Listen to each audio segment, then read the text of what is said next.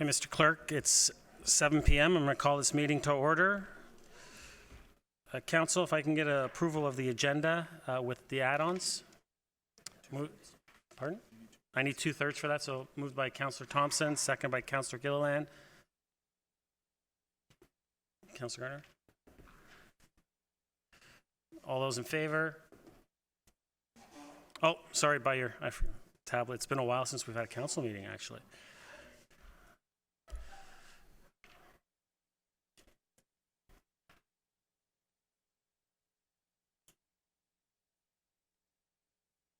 That carries. Any declarations of pecuniary interest? Seeing none. We start with our community presentations. We have one tonight, Mr. Brian North, Chair for Run for South Lake Committee. Mr. North, welcome. Do we have 10 minutes for presentation? 5? Sorry, 5 minutes. Oh, you'll be quicker than that? Thank you.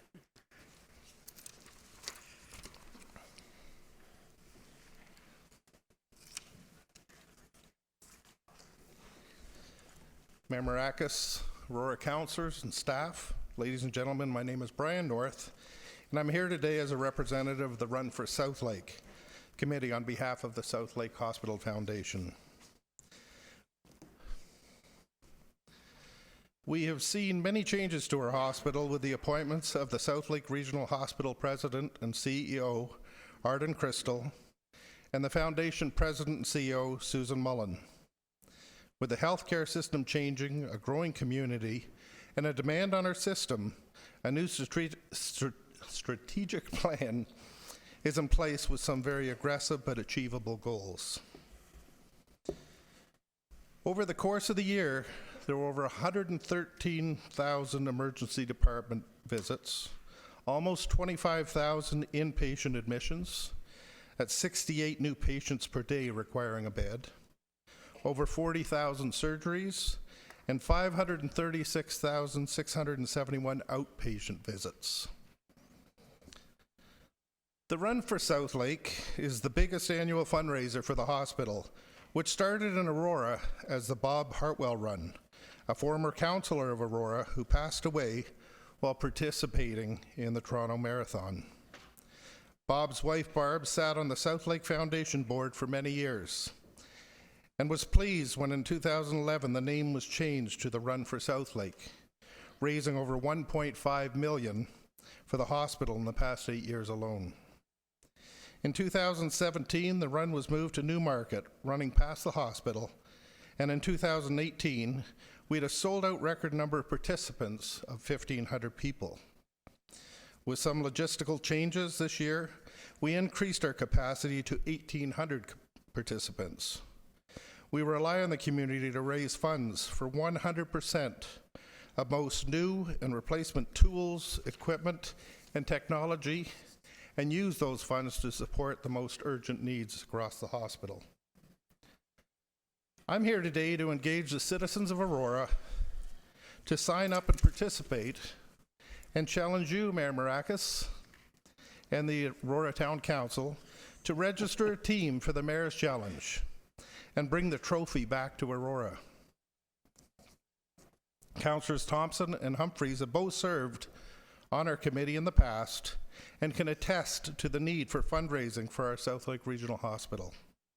On April 28th, please join us in supporting the Run for South Lake by registering, pledging, and donating to a great cause. Thank you. Thank you, Mr. North.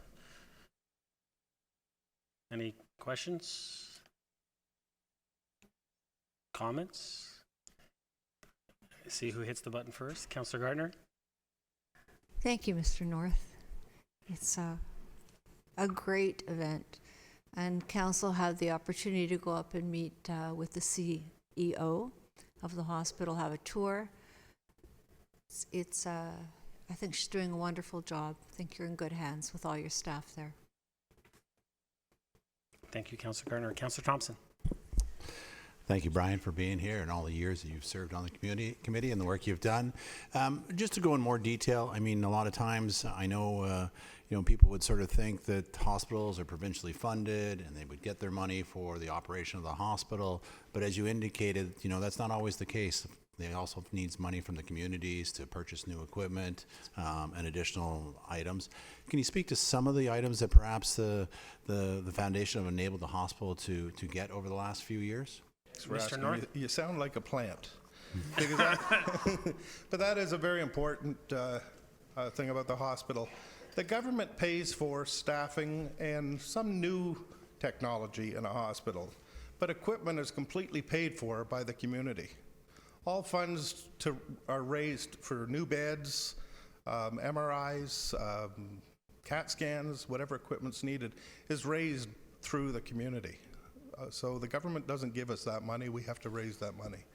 So right now there's about a $300 million budget set for fundraising over the course of 10 years, just to keep up with the community. I mean, 113,000 people visiting the hospital in an emergency each year is like 15% higher than was ever expected for that hospital. So it's at capacity.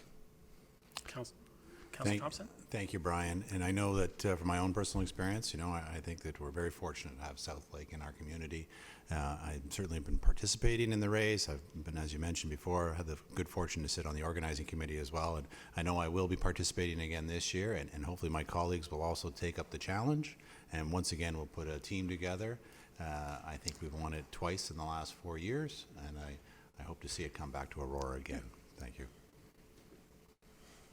Thank you, Councillor Thompson. Councillor Humphreys? Hi, thank you, Mr. Mayor. I'm sorry for my lateness.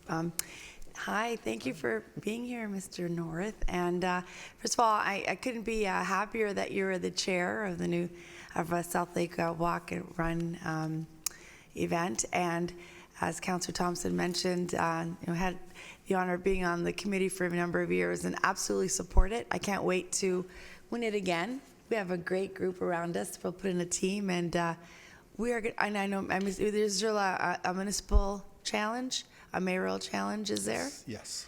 Good. And that's what we want to bring the trophy back. That Right. mayor Where's the challenge. trophy? The trophy right now, I think, is in King, but It should be here. I should be careful. It should be here. This is where it should always be. That's right. It should be here. So it's a great, and you're right. South Lake. A lot of people don't know that we have to fundraise for the equipment in the departments there. So it's really important that everyone understand that and participate. We had a really great tour of the hospital about a month ago with the new CEO there. And, she was very straightforward and mentioned, that they need help. There's some initiatives that are going on and need some help. And so great. Thank you very much for being here. And I know that Christine Elliott made a big announcement today in terms of some of the way healthcare will be streamlined with South Lake being a pilot, I think leading edge in aftercare, patient aftercare. So I'm so proud of that along with this. It's great. Thank you so much. Thank you, Councillor Humphreys. Councillor Kim? Actually, before you speak, Councillor Kim, I just want to make mention, don't talk about how you beat us all in the race, so.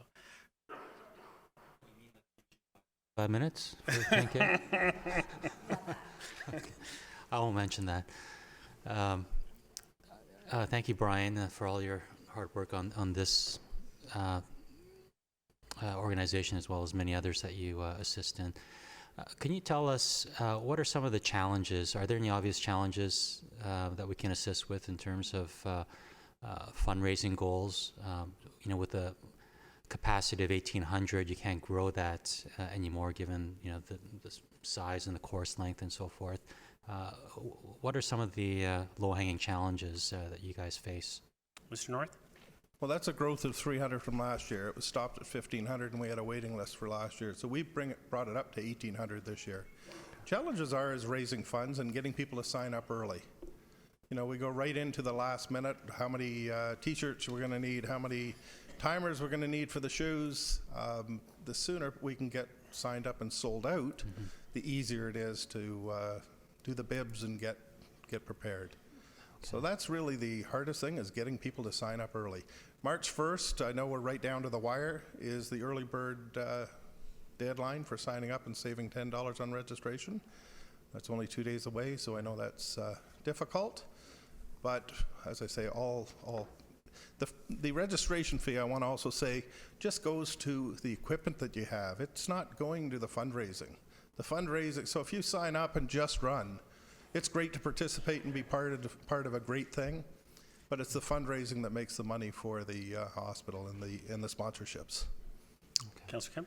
Great, thank you. And my last question is, in the last 2-3 years, I've spoken to foundations coordinators on this run and other volunteers, and I've asked, wouldn't another way of growing the fundraising efforts be to grow this from just a 5 and 10K to a half marathon and even a full, and the overriding reason is that the cost would go up, for higher police services and closing the roads, but with the underlying cost, you'll also have a growing revenue base built on top of that. So, can you kind of bring some clarification as to why we can't grow it in terms of length and maybe attract this into a 5,000, 10,000 person run?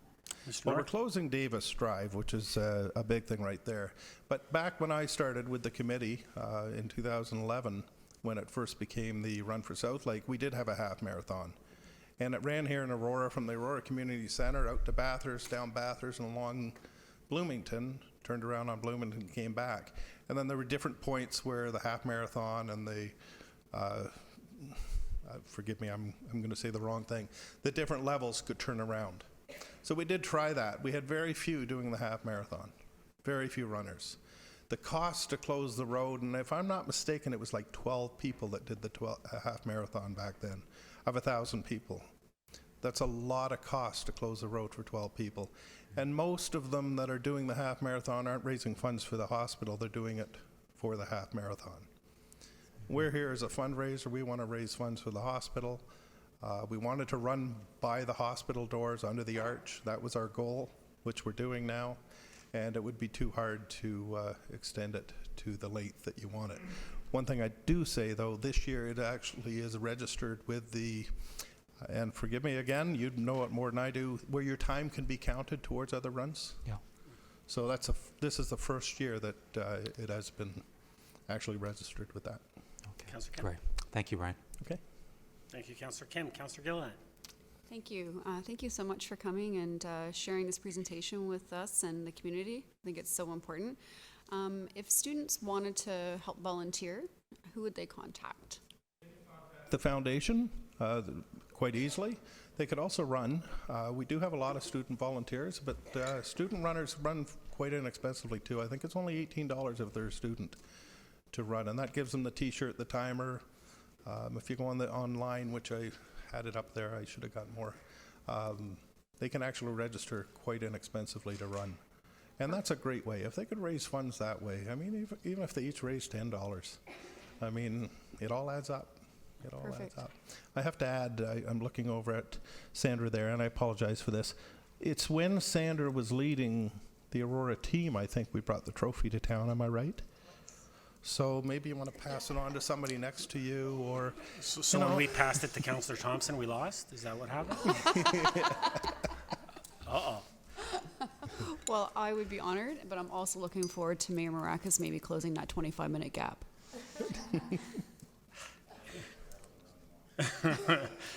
Thank you, Councillor Gilliland, Thank for you. throwing that one in there. Councillor Gardner? Mr. North, would you consider adding an extra fee for those people who just want to run so that there is some net benefit to the hospital from their running? We have actually tried that. We've tried having a fee. We also tried doing it without a fee one year. I don't know whether you remember that happening a couple of years back. And it actually dropped. Oh. So, you know, I think those who want to fundraise, you hope they will fundraise. You know, they can make a donation. You could run and make a donation. But Thank basically, you. the fee to register is covering the cost of the event. I see you've covered all bases. We hope. Thank you, Councillor Gardner. Seeing no other comments or questions, Brian, thank you very much for coming. Congratulations on being the chair. I think that the run is in very good hands with you and the rest of the team, obviously, but I think with you leading the charge, I think it's in great hands. And as far as the challenge, I accept the challenge. Good. And I'm looking forward to bringing that cup back here with my fellow colleagues back to Aurora. So thank you very much, and I'm sure we'll see you very, very soon. Thank you. They have me as chair, but the staff do the work, trust me. I appreciate it. Thank you. Thank you, Brian. Thank you. Council, if I can get a motion to receive. Moved by Councillor Gilliland, second by Councillor Kim. Using your tab.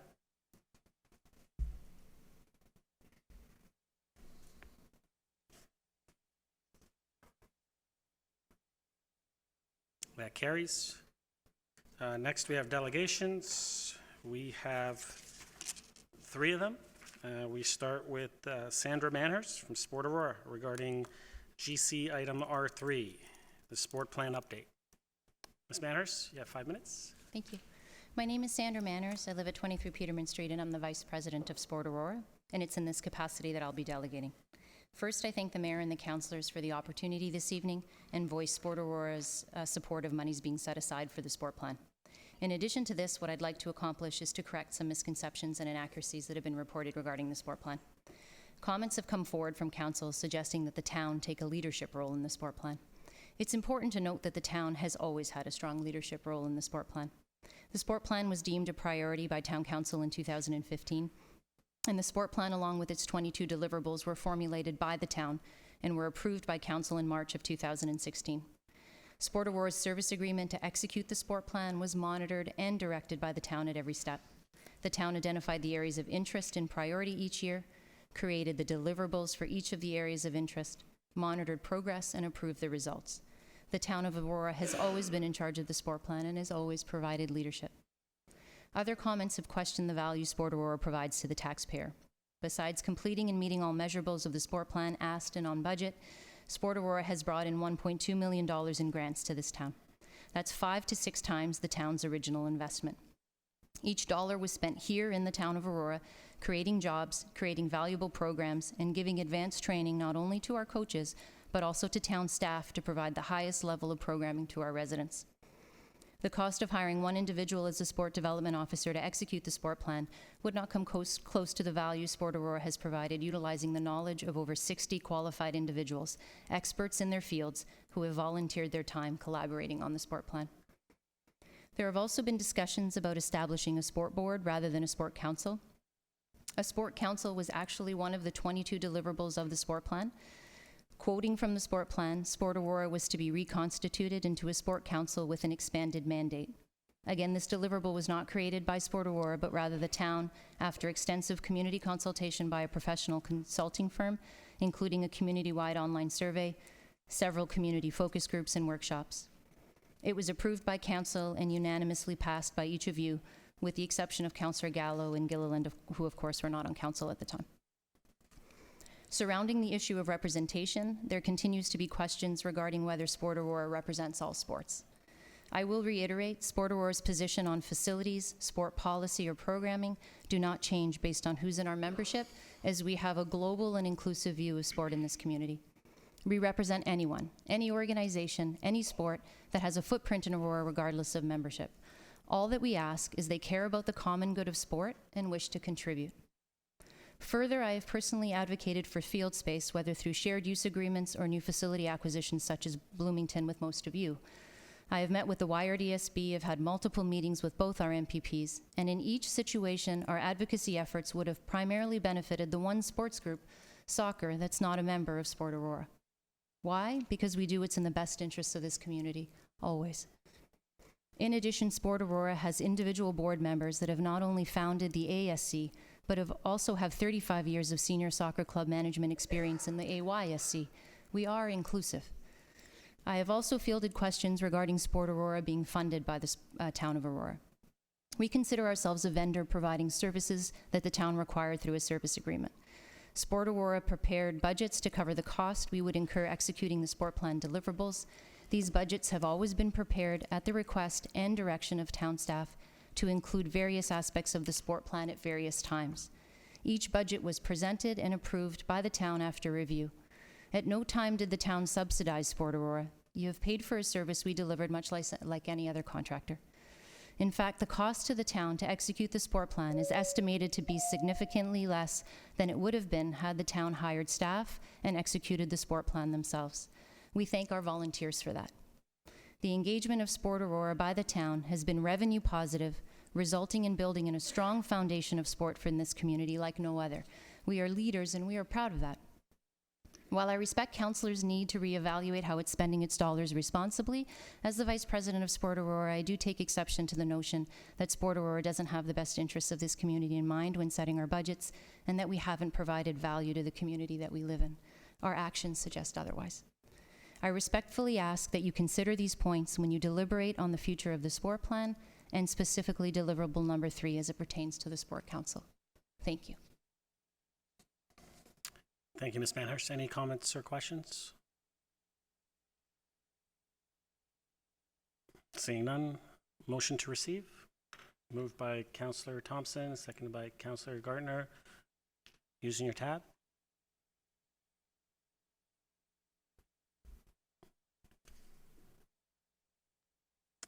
That carries. Thank you, Ms. Manhurst. Next up, we have Philip Parliamenko. Is that how I say it? Is that correct? Thank you. You're representing owner of 203 St. John's Side Road West in regards to GC item R4, fence bylaw exemption. You have 5 minutes. Thank you. So, my name is Philip Parkamenko. As mentioned, I'm representing Constantine. If we can get you just to get me a little bit closer to the mic, that's great. Is it better now? Yeah, that's better. So, as mentioned, my name is Philip Parkamenko. I'm here to represent my uncle, Constantino Libin, sole owner of 203 St. John Side Road, to make a proposal to the council to make an exemption to bylaw number 4753-05.p. With this in mind, we'd like the council to consider a few of our due diligence and some information we found regards to this proposal of exemption. The first of which being the amount of noise and dust, car beams, and general traffic activity that occurs on the street throughout the day has greatly increased over the years gone by. St. John's Side Road has become an access route for commuters to both Highway 400 and 404, causing an interruption on Constantine's living conditions. Traffic generally starts very early in the morning, and my client, my uncle, he has a medical condition, which I have a doctor's note.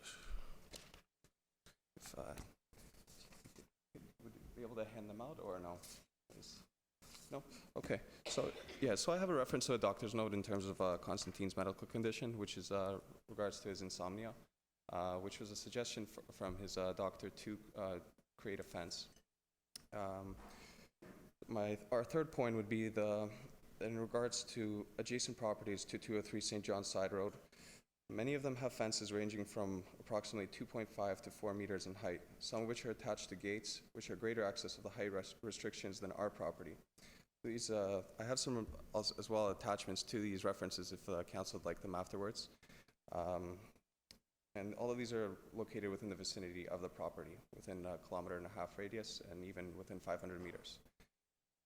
So we generally believe that the town is not at risk of setting a precedent by creating this exemption, as they already set a precedent in the past in regards to report number BA04-015 presented to the council on December 14th, 2004 in regards to property address 15516 Leslie Street. Request was granted in consideration of high requirements being met, and the exemption was passed by bylaw number 4623-04.p. giving an allowance for this property to erect a wooden fence. Now, secondly, in regards to the gate on his property,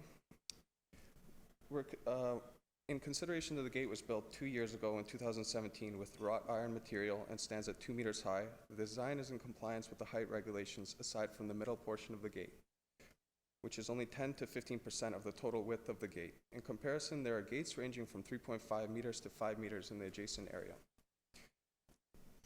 making our gate much smaller in comparison. So in perspective, I do have attachments in terms of photos and references.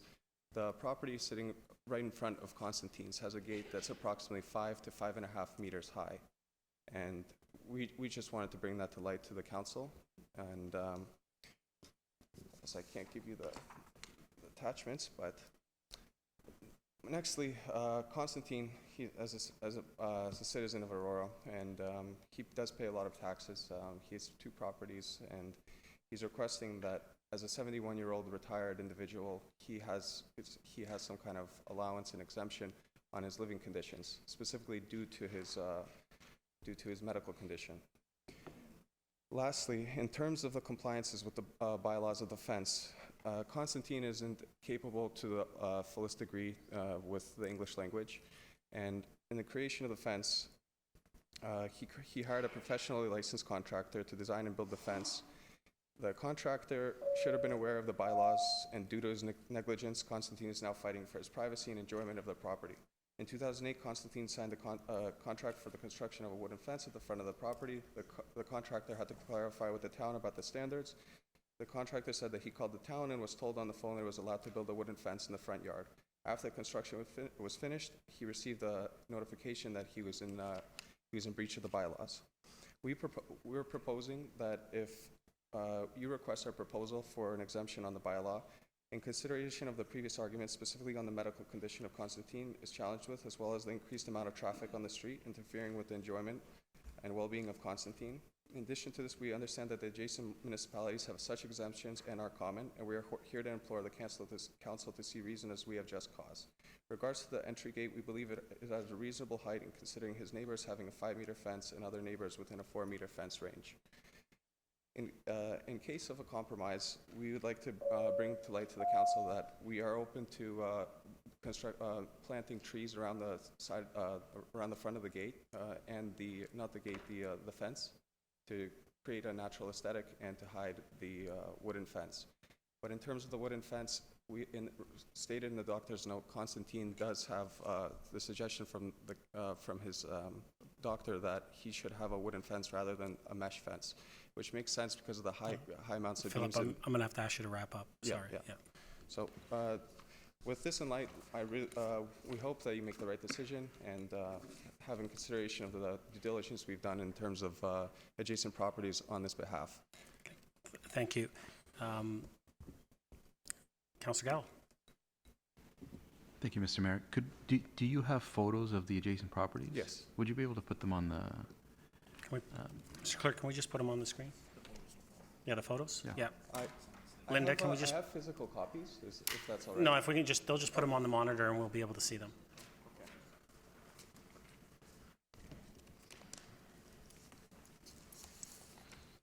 So this would be the first photo in reference to the subject of the fence. Over here is the exact address where it's located, the intersection. And this next photo here would be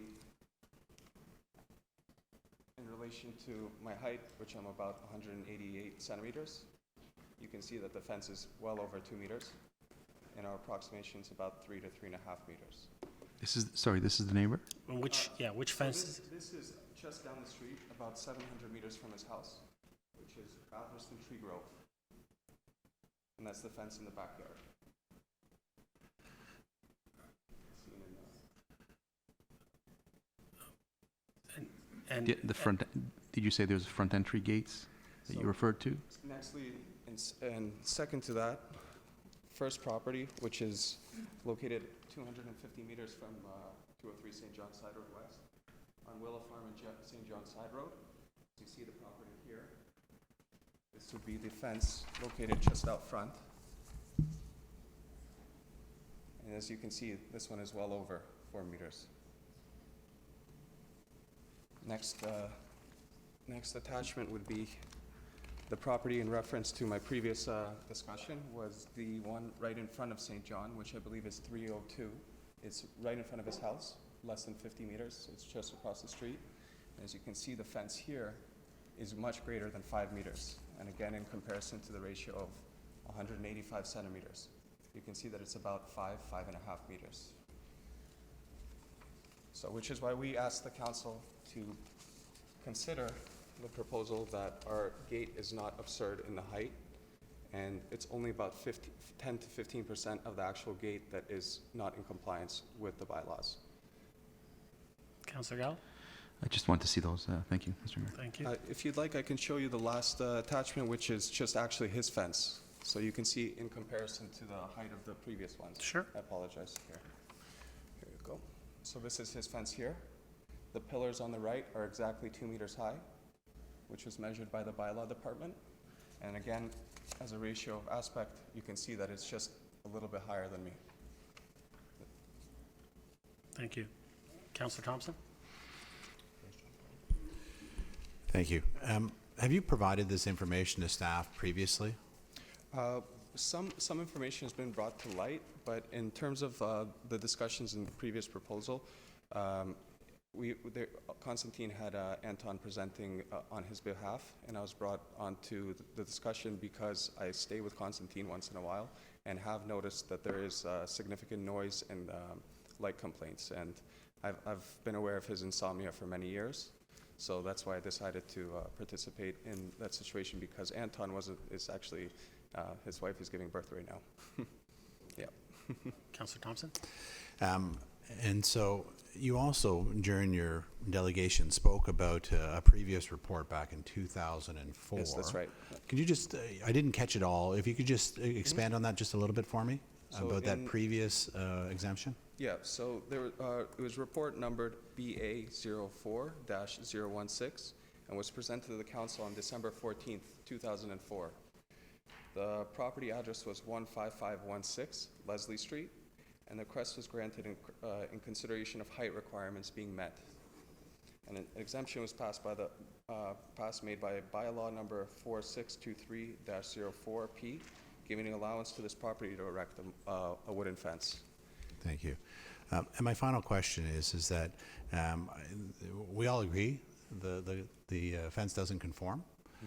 Has any attempt been made to go back to the contractor who built the fence, supposedly to code, and try and get him to remedy the situation as opposed to coming to town for exemptions? We've attempted to contact him and bring this to light, that the situation arose from some of his negligence, and he's not been too responsive in return.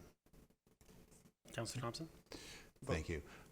we- Sorry? Apologies for interrupting. We are also open to cutting down the fence that 20 centimeters that it is in excess of, to comply with the height restriction and hope to match the previous exemption that was passed in 2004. And on top of that, Constantine is very open to creating a wall of trees around the fence to give that kind of aesthetic look of a natural forest atmosphere, which is in the surrounding area around there.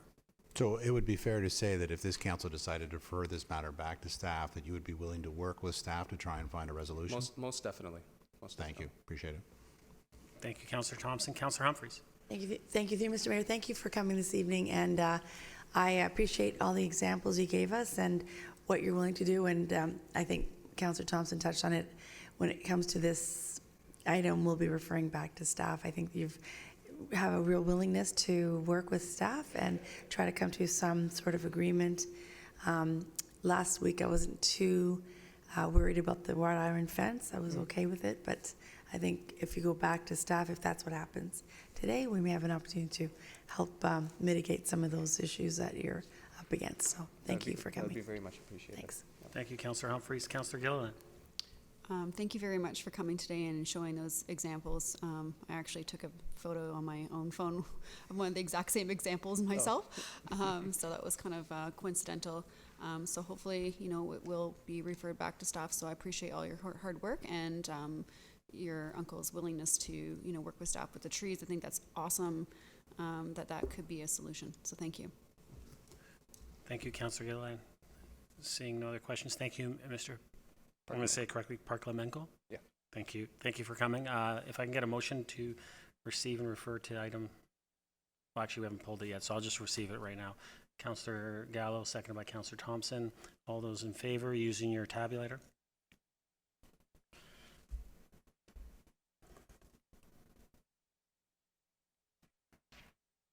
That carries. Thank you so much. We'll deal with this item when we get to the item, so thank you.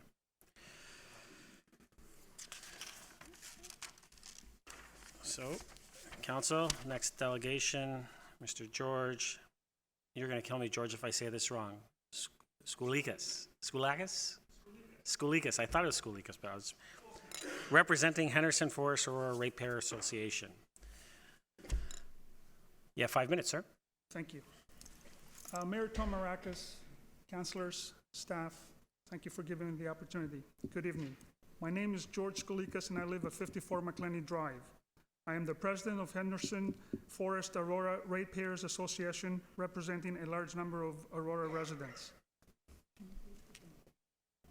Thank you. For nearly 2 years, the community has been fighting to protect an area of pristine woodland on the Oak Ridges Moraine. To put things in perspective, here's a description of the land we're trying to save. Over 49,000 square feet of significant woodland with mature trees that have been providing an important service to the community for decades and which will be playing an even more important role in the future challenging years of climate change.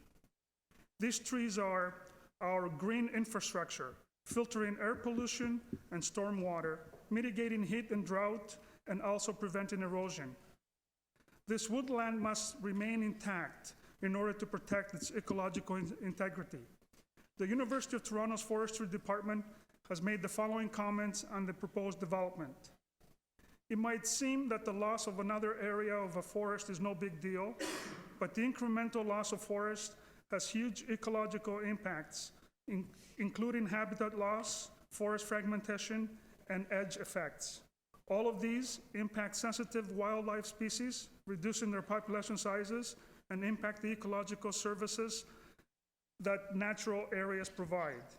An obvious example is this case in the contribution of the forest in question to climate change mitigation. The trees in question are currently keeping the carbon in their wood and out of the atmosphere. Deforestation will inevitably end up releasing much of that stored carbon into the atmosphere and hence furthering climate change. We are trying to save 0.45 hectares of endangered species habitat, including the habitat of 2 endangered species of bats whose population has declined by over 90% in recent years. We're trying to save the habitat of a thriving special concern turtle population, a population that brings the community together each summer as we jump out of our cars to ensure the turtles' safe passage across the road. We're trying to save the habitat of pileated woodpeckers, red-headed woodpeckers, and a variety of other wild life that has been using these woodlands as a sanctuary for over 100 years. We're trying to save the health of a watercourse, Tannery Creek, which runs from Salamander Pond through the properties and northwards throughout the town. We're trying to save the wetland that protects the watercourse and the wealth of species that it supports. We're trying to save the significant valley land that forms a cane moraine landform and again protects the neighboring communities from flooding. Simply put, this land should be preserved. We believe that the town of Aurora, its council, and its residents share the same goal, which is clearly reflected in the aim and intent of the official plan. That is, to guide the town's evolution and development to the year 2031 with a new emphasis on environmental responsibility. Another objective in the official plan is promoting a systematic approach to environmental protection based on the interdependence of a natural environment. With all this in mind, and given the importance of protecting these lands, we would like to know the history and the Henderson Drive properties, a history that dates back decades. The history may or may not be helpful, but in the spirit of transparency, we would appreciate being able to make that judgment for ourselves. Therefore, we respectfully ask Council to allow the community to have full access to the Henderson Drive files. We're asking, not just for those of us here today, but for the future generations of Aurorans who stand to lose if this area of pristine, environmentally protected woodland is destroyed. Once it's gone, it's gone. Thank you on behalf of the Henderson Forest Aurora Ratepayers Association, Save the Henderson Drive Forest Group, the Save the Henderson Forest Facebook group, and the 5,694 Change.org signatories, of all of whom believe that this area of mature woodlands should be saved. Thank you. Thank you, George. Council, any comments or questions? Councillor Kim. Thank you, Mr. Esquilas, for presenting. I just have one question. Your group has forwarded us a lot of communication and information, and I appreciate that. How is this lot any different from, let's say there's a new subdivision that's opened up this year, a person buys the lot, decides not to build on it for decades because he didn't want to build on it, and then animals come to make it a home.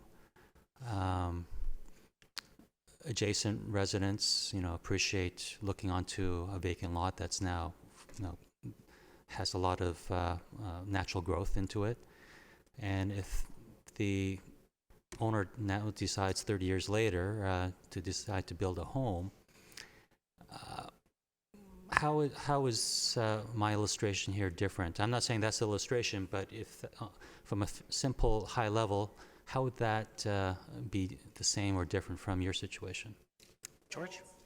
The lot in question, by the way, there's 2 lots, and the properties are combined are totally approximately 8 acres. It's undulating lots. There's 4 bylaws protecting against development and any site alteration or development on the property. So we want the town to respect those 4 bylaws that are in place right now. And basically, we don't want, development because of just what I just talked about, saving these woodlots and preserving the nature for the sake of 2 homes. Basically, the applicant wants to destroy 49,000 square feet of woodlot in an area that has a natural creek, in an area that is slope approximately 10 meters from the valley to the top, in an area that's basically a lot of slope, so the lot is not developable. Councillor Kim? Thank you. And you know what? It's probably, based on your request of your presentation is essentially asking for information requests. So my questioning is probably out of line, and it's probably out of the purview of council anyway. Have you asked staff why the desired information cannot be disclosed to you, given there's Freedom of Information Act? Basically, regarding historical information on the property, we submitted an FOI back in 2017, and shortly after the application was put forth for development. And we were told that there was no historical information on the property. Since we come to know that there is history on the property, there is communication between the owner and the town. And that's why I'm here presenting to allow council to basically, in support of Wendy Gardner's motion tonight. And I wanted to, our group to have access, full information to the historical information on the property. Councillor Kim? Okay, so what I'm hearing is that you believe that there was historical communication regarding the property, but staff told you there is no such information, and so there's kind of a difference of opinion of whether there's information or not. It's not opinion, it's based on letters that I have seen, and we know that there's information, and we want access to it. Okay, thank you. Kim? Thank you. Any other comments, questions? Seeing none. George, thank you very much for coming out this evening. Council, can I get a motion to receive and refer to motion C? Councillor Thompson, Councillor Humphreys, using your tabulators.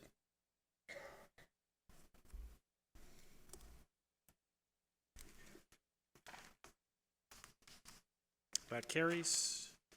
So, Council, we're going to move to the consent agenda. Anybody have any questions, or anybody want to pull anything from the consent agenda? Councillor Thompson? I'd like to pull R4, the fence. Not yet. Oh, sorry. That's the general GC Yes. You're okay? You're getting confused too? Councillor Gardner, you're, This is a confusing process. So I want something from the standing committee report, but we're not talking. we're not there yet. We're not there yet. Thank you. We're, yes. Yes, we're on the consent agenda, so you're C1, C2, C3, all the way to C11. Anybody have anything that they have a question or they want to pull any of these items? Okay, so can I get a motion to approve the consent agenda? C1 through to C11? Councillor Thompson, Councillor Gardner, using your tabulators?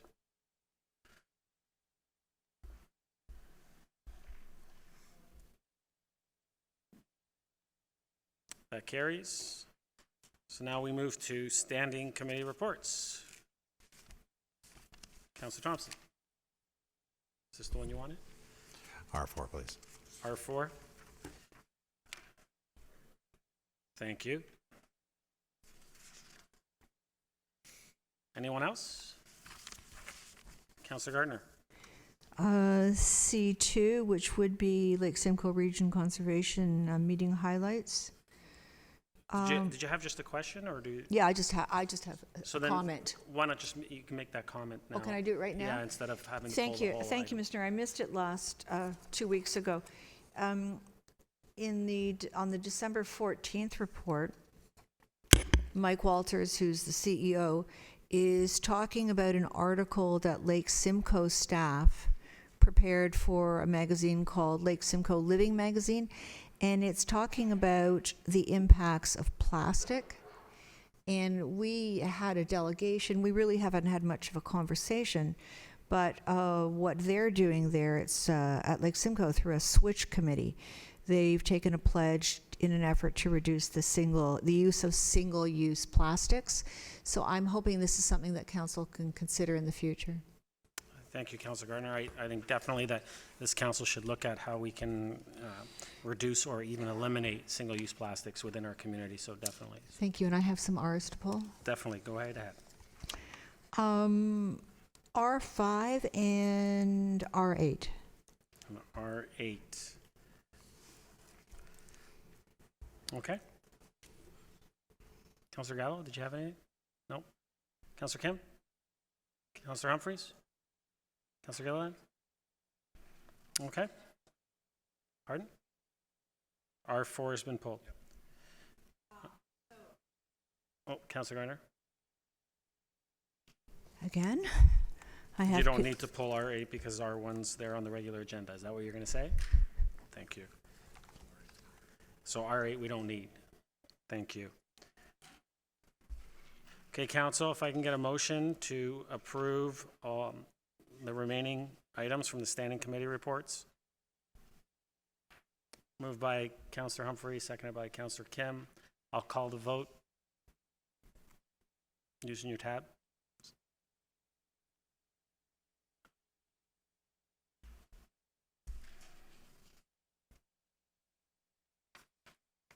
So that's approved. So we will begin with R4.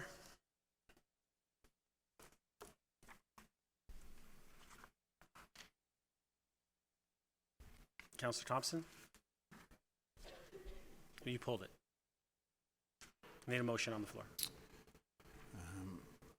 I won't support the staff recommendation or the GC recommendation this time. If I can, I would like to put a motion on it that it be referred to staff. Mr. Clerk, is that fine? Absolutely. Can I get someone to second that? Councillor Humphreys? Councillor Thompson? Just briefly, I mean, it is in the report, the 2004 is referenced in the report, but, you know, one of the concerns was that an exemption would set a precedent. We've seen some examples, but we've also seen somebody come to the podium that's expressed a willingness to work with the town to try and find a solution. No different than at public planning meetings. We express concerns.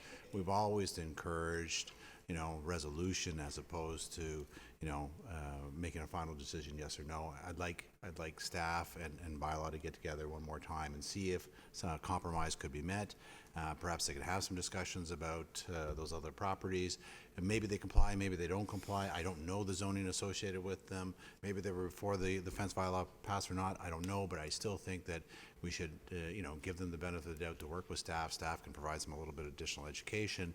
And I'm hopeful that a solution can be found that staff could support as well. So I'd prefer to see this go back to staff at this point in time. Thank you, Councillor Thompson. Councillor Humphreys.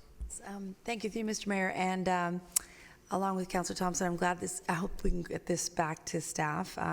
Last GC, myself, I think Councillor Galligan both felt that in particular the wrought iron fence, taking a drive around town, there are different variations of heights and so on. Very hard for bylaw to monitor all the different fences and heights and so on and keep them consistent.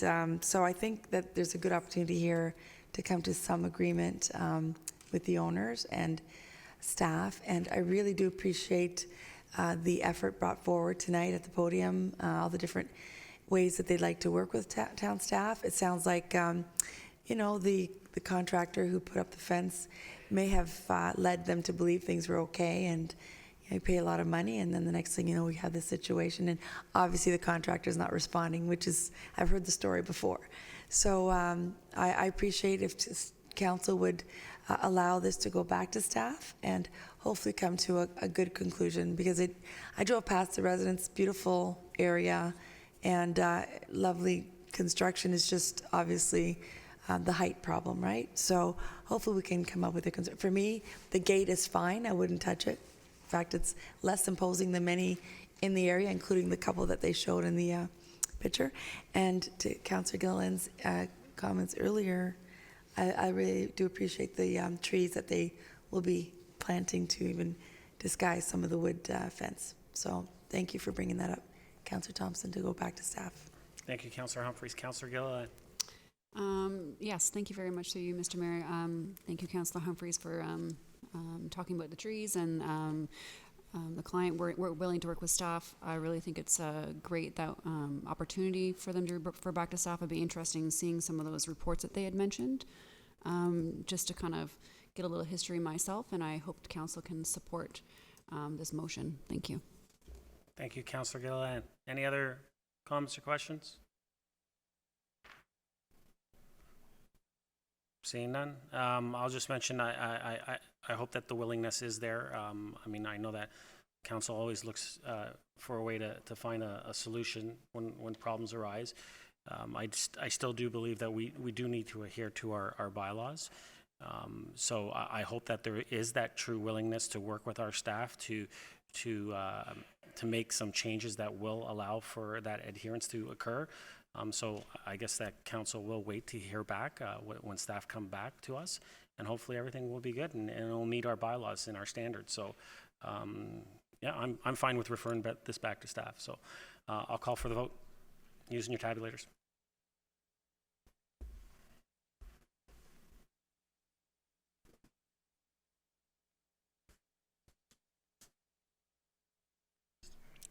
That carries.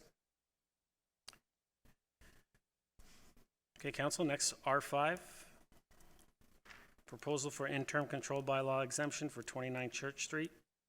Councillor Gardner, you pulled this one. Mayor, I did. I need a motion on the floor.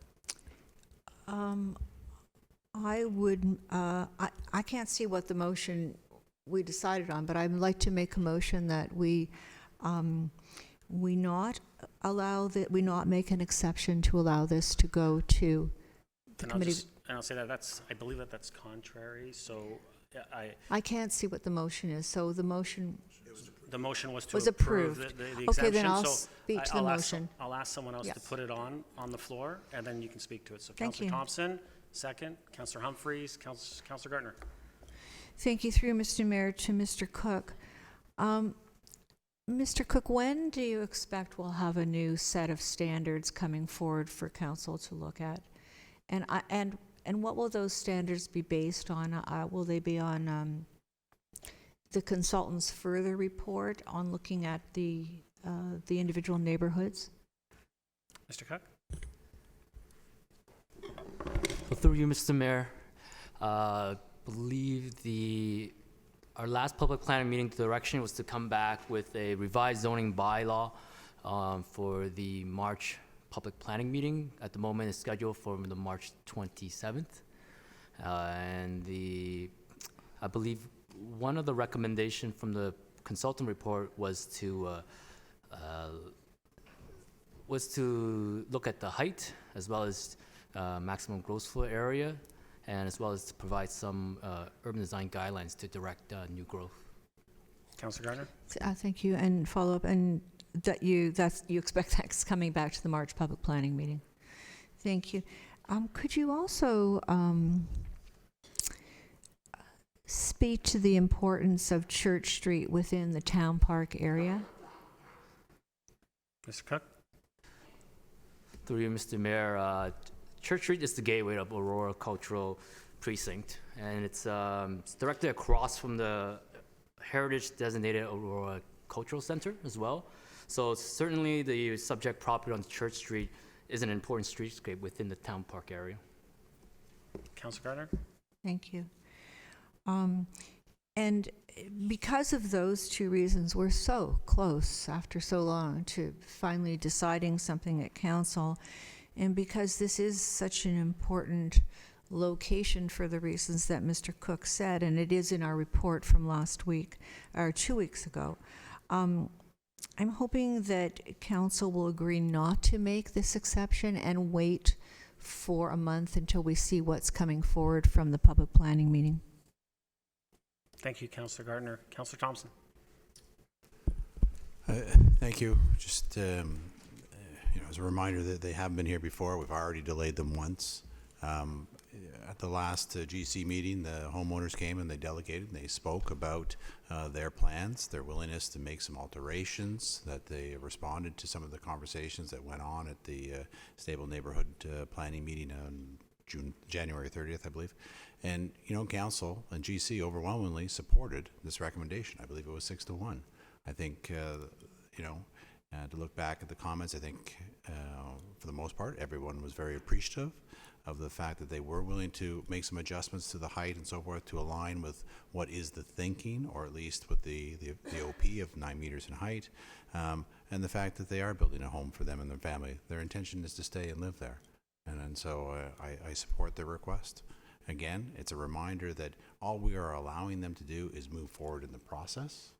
They still have to, as the report indicates, go through committee of adjustment. There's still site plan. There are still a whole number of steps that they do.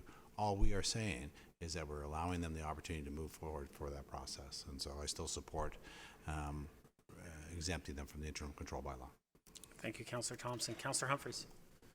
Thank you, Mr. Mayor. And I understand where Councillor Gartner's coming from. We're pretty close, but and I have to go back to I met with this this couple, and the house right now has no backyard, and it's a 2-story home.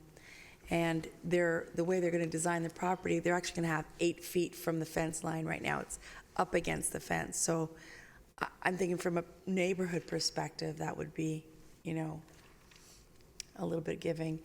I also asked again, like the 9 feet meter, I'm worried about that. And they said that they wanted to be compliant and they were going to go down to that, if not less. It was a bungalow. It has to go through the process.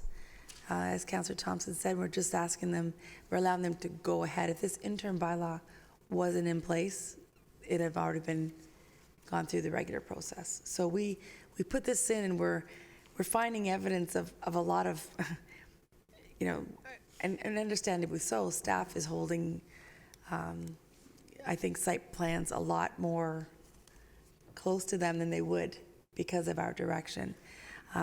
This is a critical piece of our downtown core, right across from the cultural center. From what I saw, I think it's very, it's going to be very a fit in terms of what they're building there.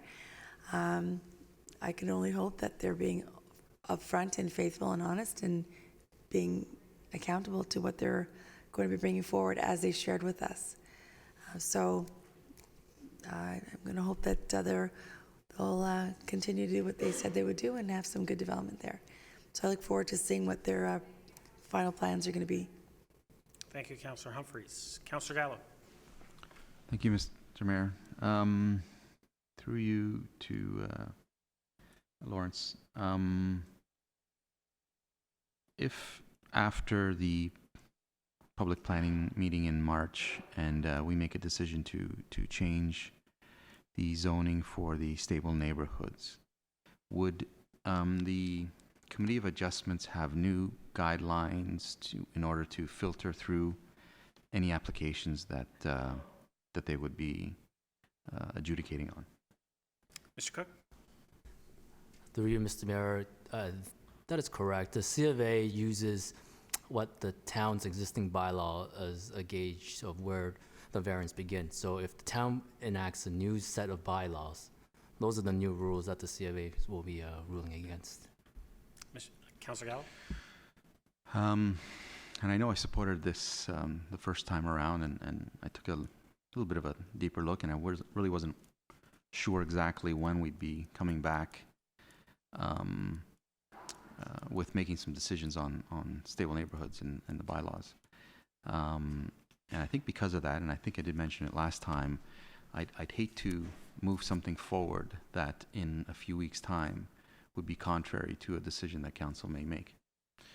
And while I don't like delaying, and I know they've been here and all of that, and I also don't know that we'd be even passing a bylaw in March. There are all those variables. It just to me seems so close that is it worth waiting to see what the results of that before we move ahead with this. I'm interested in hearing others. Currently, I'm still kind of on the fence. But that's more or less where I am. If we do change the bylaws, I wouldn't feel great if this didn't end up complying with the new, potentially new bylaws. Thank you, Councillor Gallo. Councillor Gilliland. Thank you. Through you, Mr. Mayor. I appreciate where Wendy's going with this, and I was really conflicted when this was brought the first time. I took the stance that no, you bought the property, there's an interim control bylaw, we're going to wait. Came back, and I liked the fact that they were going to comply with the recommended changes, and I was happy with that. I understand that there is another month to go, but that could also lead into 2 months, maybe 2.5 months, who knows. But I'm not really quite certain what we're scared of at this point with this particular outlier, as I like to call it, because they are going to comply with the 9-meter height. They are across from the cultural center, yes they are, but the scale of it, I would believe would not be out of place when you're adjacent to a rather large facility. If it's in question whether or not we would have, say, a bungalow and our new bylaw would be 8 meters, I don't think that that's going to make a huge difference from a scale perspective from a rather large cultural center. They've also agreed to the recommendations to the character. I did drive by the house, and I did notice that there was a home next door that appears to be either a new build or renovation. That's board and batten, very tastefully done. On principle, I understand, but I feel like this property is an outlier in the sense to where they are trying to expand. It's on a bump out to make the property square. And it's not typical of what we're trying to achieve here as far as the monster homes and the incompatibility to the neighborhood. As much as I want to support what Councillor Gartner is saying, I just feel like this is just an unfortunate timing for them and an example that perhaps isn't the best one to be making of. Thank you, Councillor Gilliland. Councillor Kim. Thank you, Mr. Mayor. I don't believe that zoning or bylaw or any higher level legislation was ever meant to restrict people. There's always a built-in flexibility to allow people in council and those in the legislature above to have that flexibility so that you can work with people. And I don't think this is any different. Based on the just the abnormal shape of the lot, no matter what kind of plan you put in, it's going to go to the Committee of Adjustments, or there's going to be something that it's going to be encroaching. And so I don't think we should be stuck on any philosophical dogma on that because the bylaw states this, that we're restricted to that. I think clearly this is an exception, and there are many exceptions throughout our town, and I'm fine with, I'd like to be consistent with how I voted at GC, and I'm in favor of allowing the residents to move ahead with the Committee of Adjustment. And with regards to waiting for next month, I mean, we had that same suggestion on January 22nd because the Stable Neighborhoods was coming to public planning, and so we waited there as well. So this can go on indefinitely, and I don't think it's fair to have the residents wait. And again, I don't think we should be stuck on dogma on a matter such as this. So I'm happy with moving forward with allowing them to go to COA. Thank you, Councillor Kim. Councillor Humphrey spoke already, right? Everybody has? Councillor Gardner. Thank you, Mr. Mayor. I appreciate everybody considering this. My concern is the height. The height that's talked about in the official plan now is 10 meters. In the official plan now is 9 meters. And there was, that is for a 2-story home. And there was discussion in previous meetings with the residents that perhaps there would be different height requirements for a 1-story, a 1.5, a 2-story. This is a 1.5-story, which can't quite figure it out, but I think it's a 1-story with a cathedral ceiling.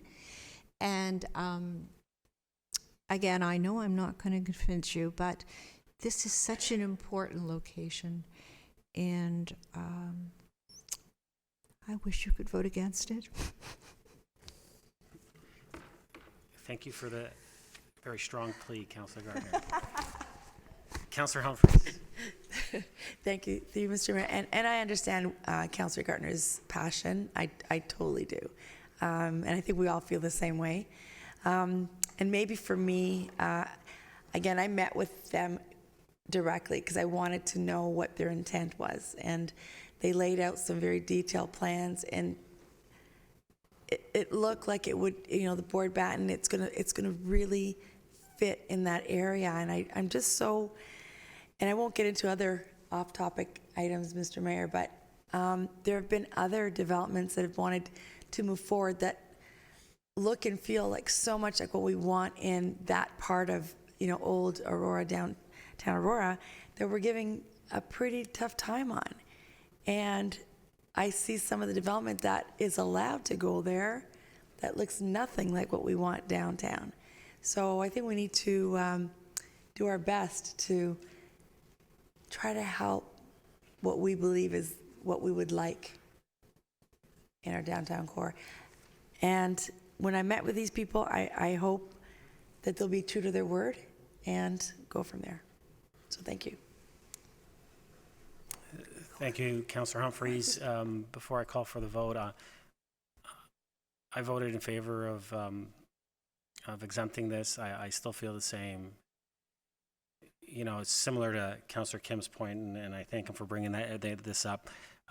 This is going to need a variance regardless, whatever we change our bylaws. And so we're just allowing, as we mentioned before, we're allowing this to move forward in the process. We're not approving the development. We're not approving the house to be built. All we're doing is allowing it to go to the Committee of Adjustment.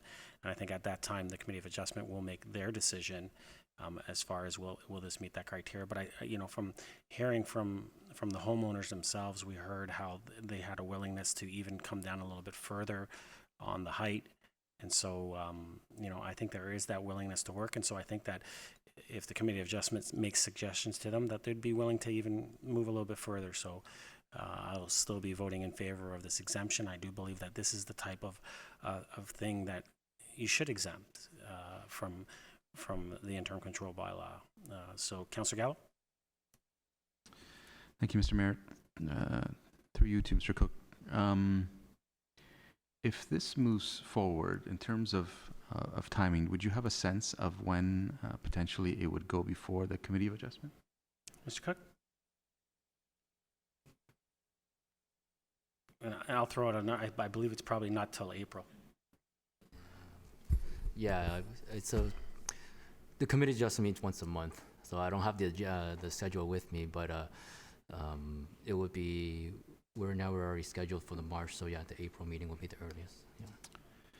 Okay, so I guess if we were to make a decision in March, it would have to comply with the new bylaws anyway. Possible, but Would it depends on timing-wise, if we get it through Well, if we GC, pass- council. Yeah, if we pass that And then there's an appeal period as for well. the new bylaw. Yes. Okay. So it would push So it out a little potentially bit. it might not. It might not. Well, Okay, thank you. you're welcome. So I'll call the vote using your tabulators.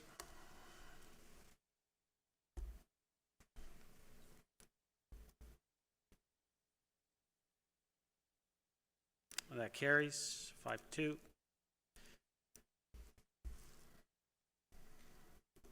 All right, next we move to the regular agenda. R1, comments on the proposed amendment 1 to the growth plan for the Greater Golden Horseshoe. Yeah, motion? Councillor Gardner, move as is. Second. Councillor Humphreys. Councillor Gardner. Thank you. I'd like to thank Mr. Cook, and actually, I see there's, it was Mr. Logue as well, and our senior policy planner. Mr. Cook brought forward a report 2 weeks ago, and there were some concerns about what the province wants to do with respect to the growth plan. And I see that staff has put forward some definite points here that speak to the concerns that were in the last report. It just makes it the statements are stronger about what Aurora objects to. So I'd like to thank staff for that. I'd also like, if council would permit,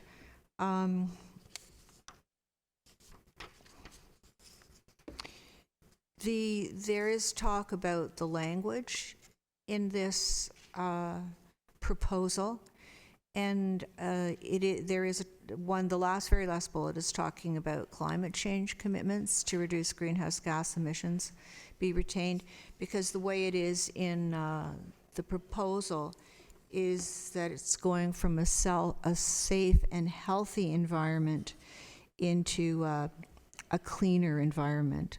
So I would like to add that particular statement, and also objection to that particular change, and also to the change.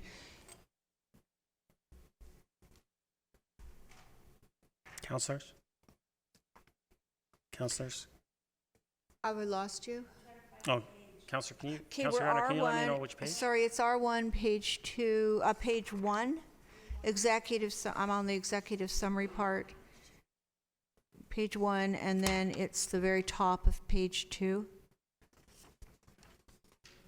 Do you have that? Thank you. Actually, I should ask Mr. Mayor through you to Mr. Cook. Is the executive summary what is going to be sent? What is actually going to be sent down to the province? Would it be the whole report?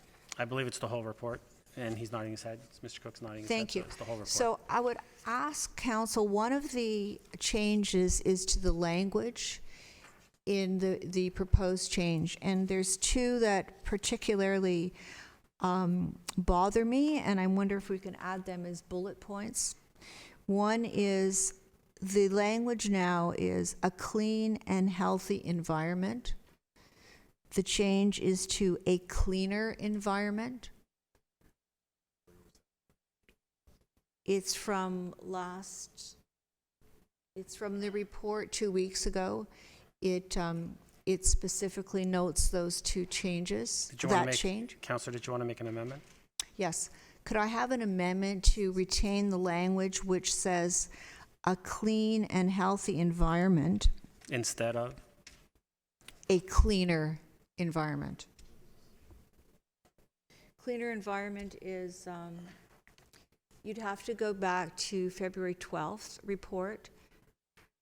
It's in the body of that report. Maybe Mr. Cook has the page. It specifically notes the two changes in language.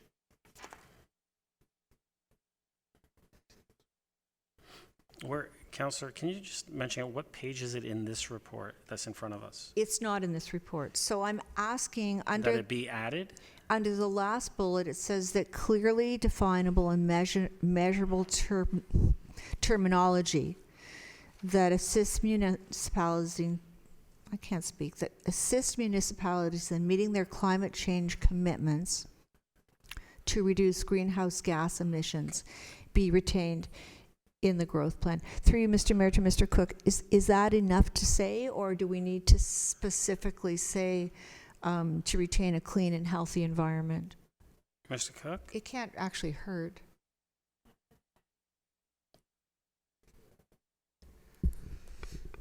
Right, I believe, through you, Mr. Mayor, I believe Councillor Gardner is referring to the February 12th staff report, PDS 19012. Page 6 of 9 talks about the previous strategy has the terminology a clean and healthy environment is now a cleaner environment. So if council wants us to put that as another bullet point under the executive summary. Is that your amendment, Counselor? That's the first part. It's the first. You got more? Yeah. Okay, so we'll start with that one. Second, Counselor Humphreys. Is everyone clear on that? Counselor Gallo, are you clear? I'm a little bit confused too, as I'll be honest. We're asking for a page. Okay. Asking for a page, yes.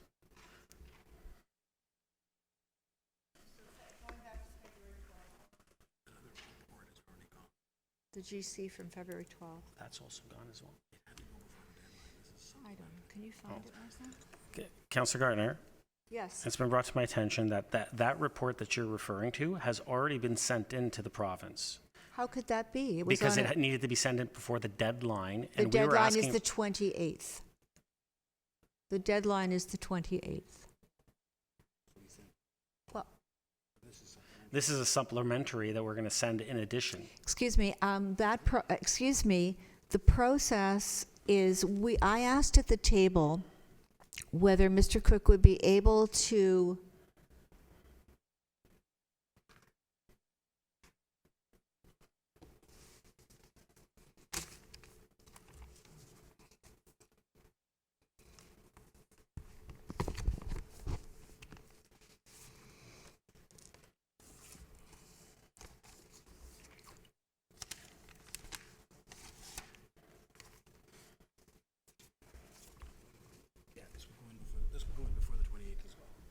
Mr. Seal? Through Mr. Mayor, yes. So my understanding originally was that the first report was put on because of the deadline and that we wanted to get it in before, but this report is appearing before the 28th, so it could also go. Counselor? So to be clear, are you saying that a report from General Committee, which was coming back to us on the 26th of February, when the deadline was the 28th, that we sent them a report? Through Mr. Mayor, my apologies. I'm the one that's confused here. I was thinking this was 2 meetings ago. This was the same cycle, but it's been 3 weeks. Yes, And very confusing. We did have a conversation about a deadline and trying to meet it, so this is the follow-up to the GC that we have not sent anything Thank you yet. so Sorry about much. that. I apologize. No, We're all clear now. No, but I don't ever remember, it's 15 years, I don't ever remember doing anything like this, where we've done a GC, then we've taken a week in between, and then we've gone to a council. That's fine. So you So want, thank you so much. So the So I amendment- would like Mr. Cook or staff, when I asked, and it was through the CAO and Mr. Cook, if we could put, the other one was more ideas. This is more what we want. So this is a more definite response from the town of Aurora. So with respect to that, I would like to, the amendment would be to very clearly outline, because we are in a precarious state of climate change, we don't want a cleaner environment, we want a clean and healthy environment. So if, I think Councillor Humphreys was willing to second that. We have the amendment on the floor. Thank you.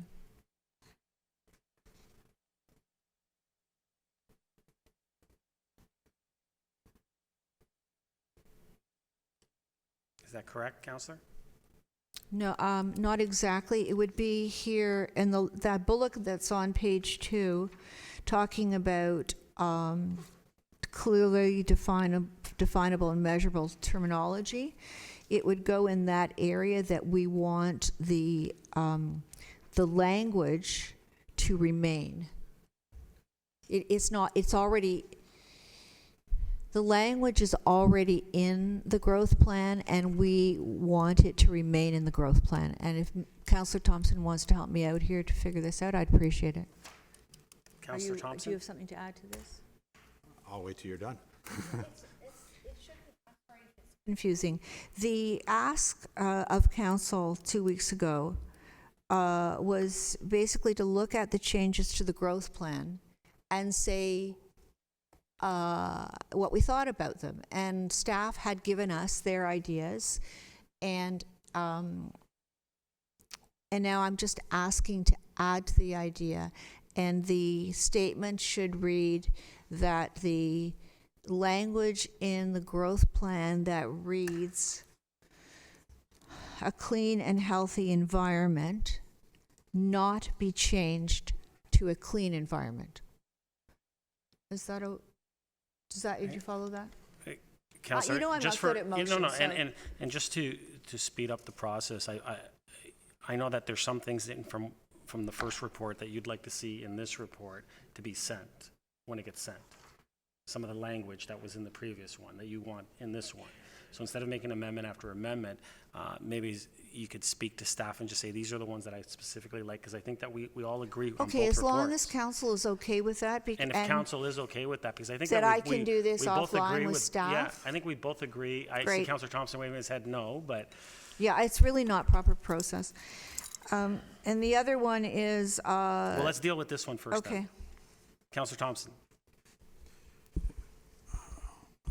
So first off, I think the amendment, okay. So going to, so we can all follow, it's the bottom of page 6 of 9 from R8 on February 12th, which says that in general, there's been a shift in focus in certain terminology. Low-density urban sprawl is now being referred to as unmanaged growth. Low-carbon or net zero communities are now environmentally sustainable communities.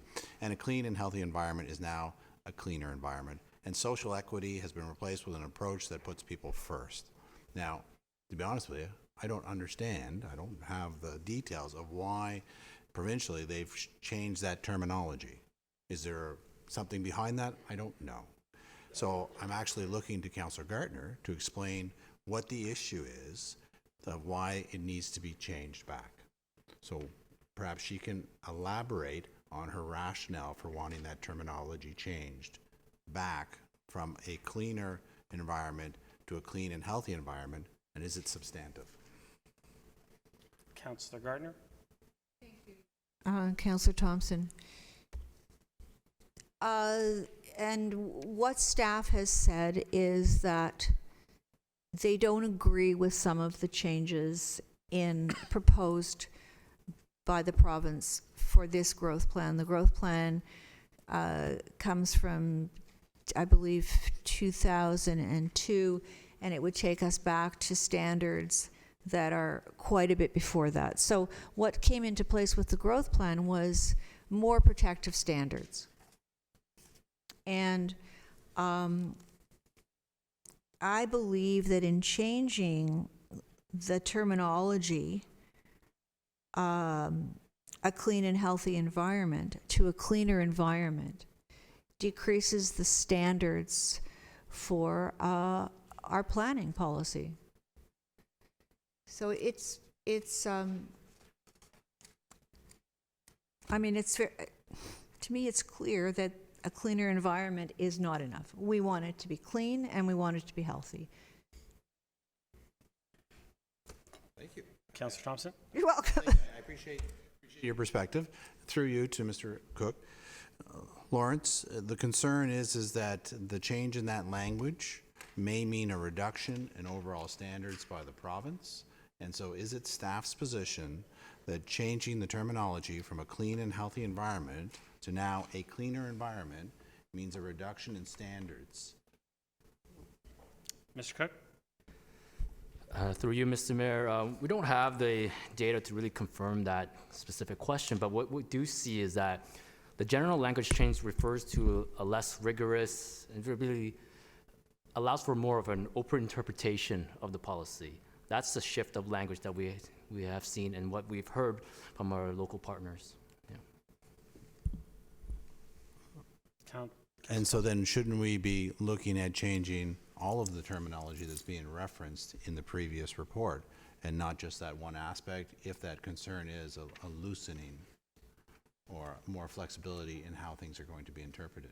Does the staff, yourself and your department, have concerns with regards to the change in terminology?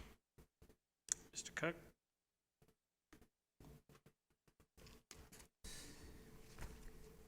Sorry, we didn't have the time to conclude to that. Do we have concern? However, the language has certainly softened up over in the new revisions, and that's something that if council feels that needs to take action on, provide stronger statements, yes, we can certainly amend that executive summary to add that in for all definitions. Councillor Thompson? Thank you. So to take a crack at this, I would be more comfortable rather than trying to wordsmith if we just said that the change in terminology, if that is to a reduction in standards, that we're not supportive of that. If that's at the root of it, if the concern really is that in all of those cases, changing that terminology reflects a reduction in standards or a lessening of that interpretation, then, perhaps that's a better amendment and speak to that. Because if we're talking about standards, it's one thing. If we're talking about words, I'm less supportive. Councillor Gardner? We could say that changing the environmental standard through that wording, that we can just say that we object to that. I mean, we want to change, all of the terminology is less. Well, But these are two in particular. Nobody else on council seemed to care about the other terminology. These are two that I think we could care about because we're talking about the environment. but I think that I think from Councillor Thompson, I think he's put forward a good suggestion, because I think that some might have some issues with some of the other terminology, and if we don't, we're just saying in general, any terminology that provides a less than standard, the high standard that was previously accepted, then we're against that. Or we're opposed to it. So I think that that's a good suggestion. Well, then who's It's going up to you, though. It's your motion. Who's going to decide what a lesser standard is? Are we going to let the province decide what a lesser standard is? I'm fine with that, but I want to have these two terms included. So how would you like it to read? We can do what Councillor Thompson wants, and we can say, for example, then. Okay, how about what Councillor Thompson wants, saying specifically,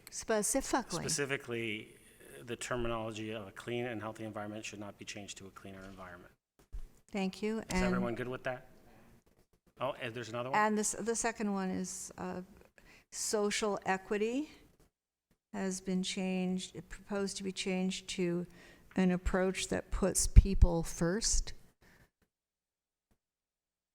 Social equity is it says what it is, whereas putting people first, I'm really not sure what that means. That's definitely open to interpretation. It's putting people first. Yeah, in what way and which people? Social equity is trying to make the world equal for everyone. we're talking about, in this case, planning. So for people who are low income, middle income, disabled, old, on welfare, whatever you want to go. Social equity is a very precise term, and I would like it to stay in the growth plan. Okay, so, Mr. Clerk, do you have that? You look confused. I'm really, guys, I really am going to use the term, this is boggling my mind. I'm talking about protecting two simple terminologies here. And that's why we have it on the floor. I don't know how long we've spent on this, but I find this absurd. What's absurd about it, Counselor? It should be so straightforward, and Well, we're just trying to figure out what it is exactly that we're putting on the floor here so we can vote on it. That's all we're doing. I don't see how that's absurd. okay, Mr. Clerk has a suggestion. Yes, Mr. Clerk? No? Thank you, Mr. Mayor, and through you. So would the amendment be that council rejects any softening of language if it means lesser standards, specifically what the amendment is on the floor, that the language in the growth plan that reads a clean and healthy environment not be changed to a cleaner environment, and any changes to the definition of social equity? Equity. How does that meet the intent? That'd be great, thanks. Counselor Garner? Thank you. That'd be great.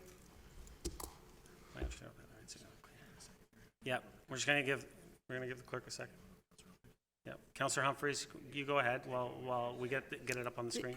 Just so I'm clear through, Mr. Mayor, I guess there's been like changes from last meeting's report to this one, and some pretty significant changes. I mean, I think it's saying the same thing, just differently, rewarding, because I'm trying to compare the two paragraphs, especially under next steps, and where Councilor Gardner's coming from. I understand she's a little bit worried. Like, is the terminology changing to be not as strong, right?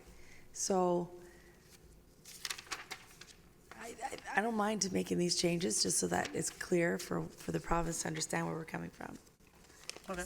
But that's all I wanted to say. And if the clerk's made a good suggestion, if we just make sure any of the wording that's changed, the intent's the same, but just that it's strong and just a clean and healthy environment. So it's wordsmithing. Thank you. Mr. Clerk, do we have it on the, very close? Is that?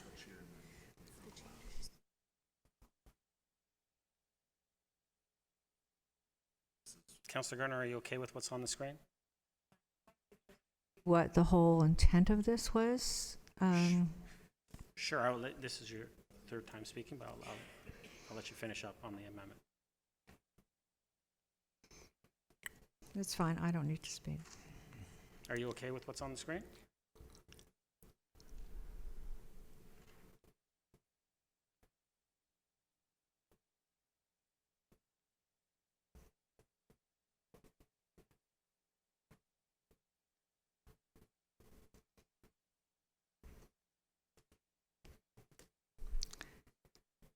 Thank you. You're welcome. Counselor Gardner, are you okay with that? You seconded? Councillor Humphreys? Or Counselor Humphreys, sorry. You're okay with it? Fine. Counselor Gallo to the amendment? Just, I think, in terms of consistency, because I do definitely see a difference between social equity and putting people first. I think if we're going to be consistent in stating the difference between a clean and healthy environment not be changed to a cleaner environment, I think we should do the same and say that social equity should not be changed to an approach that puts people first. It's fine. Counselor Garner, are you okay with that? Thank you. Counselor Humphreys, you okay with that? Yep. Mr. Clerk, can we make that change, please?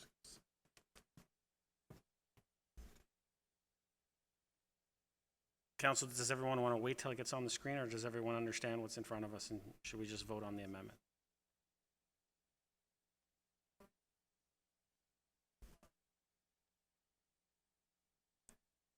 Counselor Gardner? The whole purpose of the exercise for our comment is that these are proposed changes to the growth plan, and in that context, the growth plan provides a strategic framework for managing growth and environmental protection in the GTA. So we are just, in one case, commenting on managing growth, and in one case, environmental protection. Mhm. Thank you, Councillor Gardner. Councillor Gilliland. Thank you. I like what you're saying here, but I'm just going to kind of go back where Councillor Humphreys was saying. Are we amending the February 12th report or the No, 26th? Because we they're are completely amending- different. The We way are they're laid amending out. the report in front of us that we're dealing with, which is on the regular agenda R1, which is tonight's report, not the previous report. Okay, so when I'm having reference to page 6 that Councillor Thompson was talking about, that's the February 12th, and when I refer to the 26th, I'm just really confused where I'm supposed to be. So I want to make sure I fully understand at what point in this report I'm making this change, because I don't see it Yes. on here. Councillor Gardner wants to add this into the report from tonight because it's not there. Okay, that's the disconnect. Thank you. Good? Yeah. Okay, is everyone good on the understanding of what's in front of us? Councillor Thompson. Thank you. Just briefly, and I'm glad to see that collectively we've been able to flesh this out and come to an agreement, because I think it is important to go beyond just saying we oppose changing words. You got to say why. And to me, from listening to Councillor Gardner, the concern is the reduction in standards, and so now there's a rationale behind it to address why it concerns us with the change in terminology. And so I think that it's good that the points all work together now. There's it's not just we want to have these words within the document. Here's the reason why. So I'm supportive of the amendment. Thank you, Councillor Thompson. How many times has Councillor Humphreys spoken to Don't ask me. We've lost count. Councillor Humphreys, go ahead quickly. Quick, just, and correct me if this is wrong, but maybe next time we could do like a tracking from one document to the other.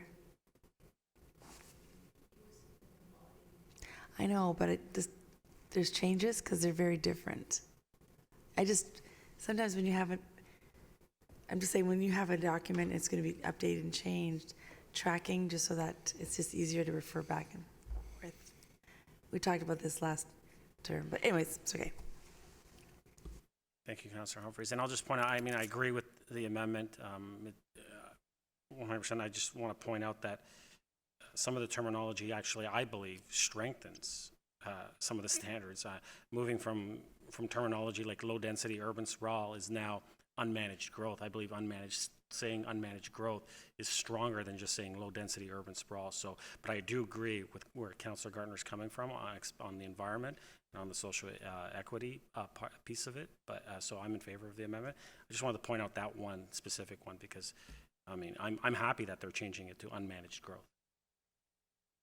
Because that's not a reduction to me. That's a higher standard. Yes. So no, and I agree. And I just want to point out that overall there are some that you can look at and say that they're actually strengthening that terminology. So, but I appreciate you for bringing this up and thank you. And so I will call the vote using your tabulators.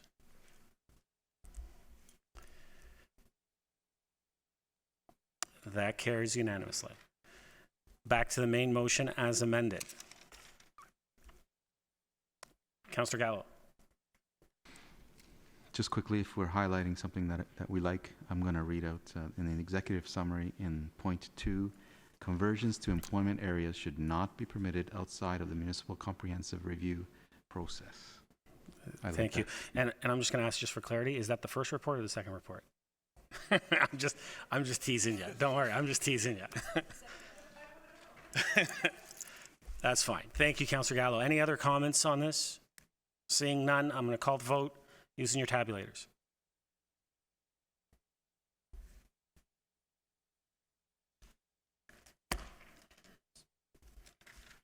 That carries unanimously.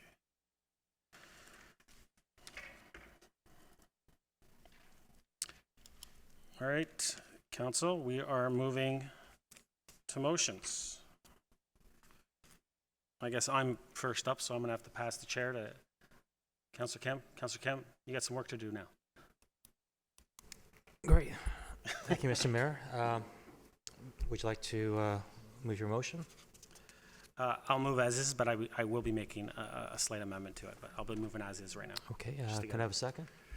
Councillor Humphreys, question and comments on Councillor Marac's motion? Mr. Chair, can I speak first? Sure.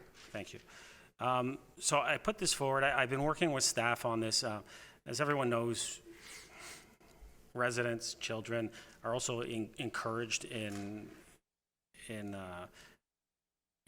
having backyard swimming, providing lessons. It's encouraged by the region, but the problem is that we have an outdated bylaw that actually really doesn't allow it. And so I've been working with staff to look at a way that we can correct this issue. And so we've been working on it. The problem is that there is still some more work. We did put this forward a little bit earlier, and we wrote this up, submitted it, because obviously we all know we need to get it in by a certain time frame.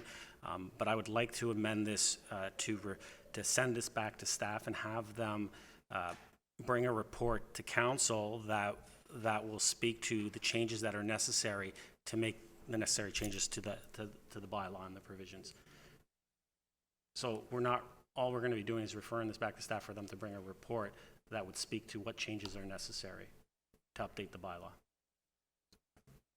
And I consider that a friendly amendment from my perspective, so if my seconder, Councillor Humphreys, is okay with that, okay? Okay, so Councillor Humphreys will second the amendment. It's not an amendment, it's a friendly amendment. It's a friendly, okay. Okay. So I'm good You're for now. Okay. Great, so we have Councillor Humphreys, comments? Thank you, Mr. Chair. Just a quick question. I mean, is this not allowed right now? Really? Because I know winners of probably 2011 or 12, young entrepreneurs were backyard swimming lessons in our town of a previous mayor, by the way. So are we sure? Yeah. Through you, Mr. Chair? Mr. Chair? Yeah, Chair. Through you, Mr. Chair. Currently, home occupation is regulated through our zoning bylaw, and there are a number of provisions with respect to home occupation, one of them being there shall be no exterior signs of the home occupation. So it has to be contained within the building itself. Okay, I see. And this is just formalizing it, and, okay, fine, thank you. I'd just like to know if there were any safety reasons that were involved with this first bylaw. Through you, Mr. Chair, if you could just clarify which bylaw you're referring to? Thank you. For this particular part of that bylaw, which talked about, I mean, is the only reason that it's not allowed is because it's an exterior pool that's being used? Through you, Mr. Chair, that's correct. Is that it's in the rear yard as opposed to in a building. So home occupation permits things like music instruction or dance or other similar types of activities. Is that it, Councillor Gardner? Councillor Thompson? Thank you. Through you to Ms. Van Leeuwen. Tasha, in the report that would come back to us, would you also provide some information about other municipalities and sort of what the norm is? Through you, Mr. Chair, Lawrence and I have had conversations, and yes, part of the work that we will do will also involve a research of other municipalities. Perfect. Yes. Thank you. No other further comments. Mayor Maracas, did you have any final comments at all? Okay. Put it to a vote then. All those in favor, please use your tabulators.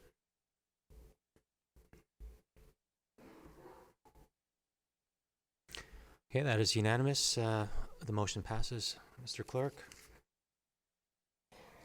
The next item is Cannabis Public Use Bylaw put forward by Mayor Maracas.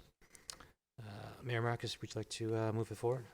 Or I'll move as is. Okay. Seconder? Councillor Gardner? Thank you, Mr. Chair.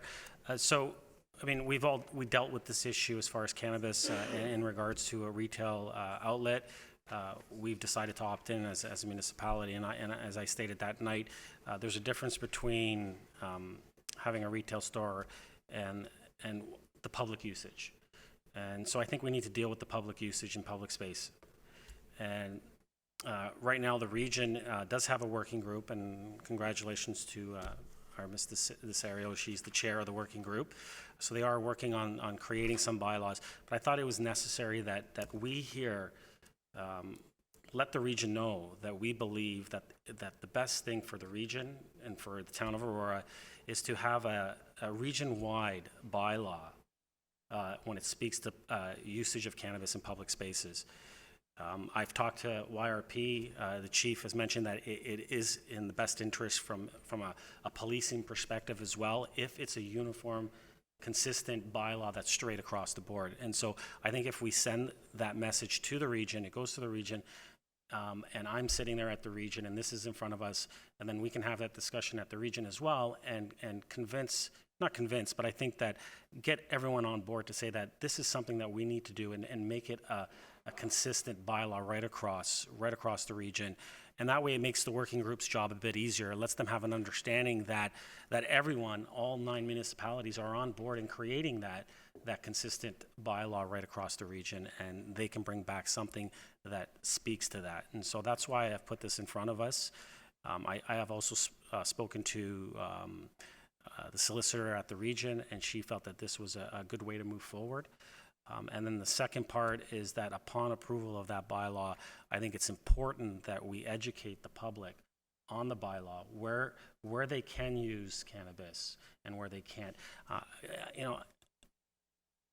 said many times that, from my perspective, to me, a really big issue when it comes to the usage in public spaces is that I don't think anyone sitting at this table, any of our residents, want to be at the Christmas parade or Canada Day parade, and someone is partaking in cannabis, and there's a child right beside them. And so I think that's why we need to come up with a specific bylaw that speaks to those instances where when we're having public events and in public spaces, how and when it can be used, and we need to educate everyone on that so everyone is aware.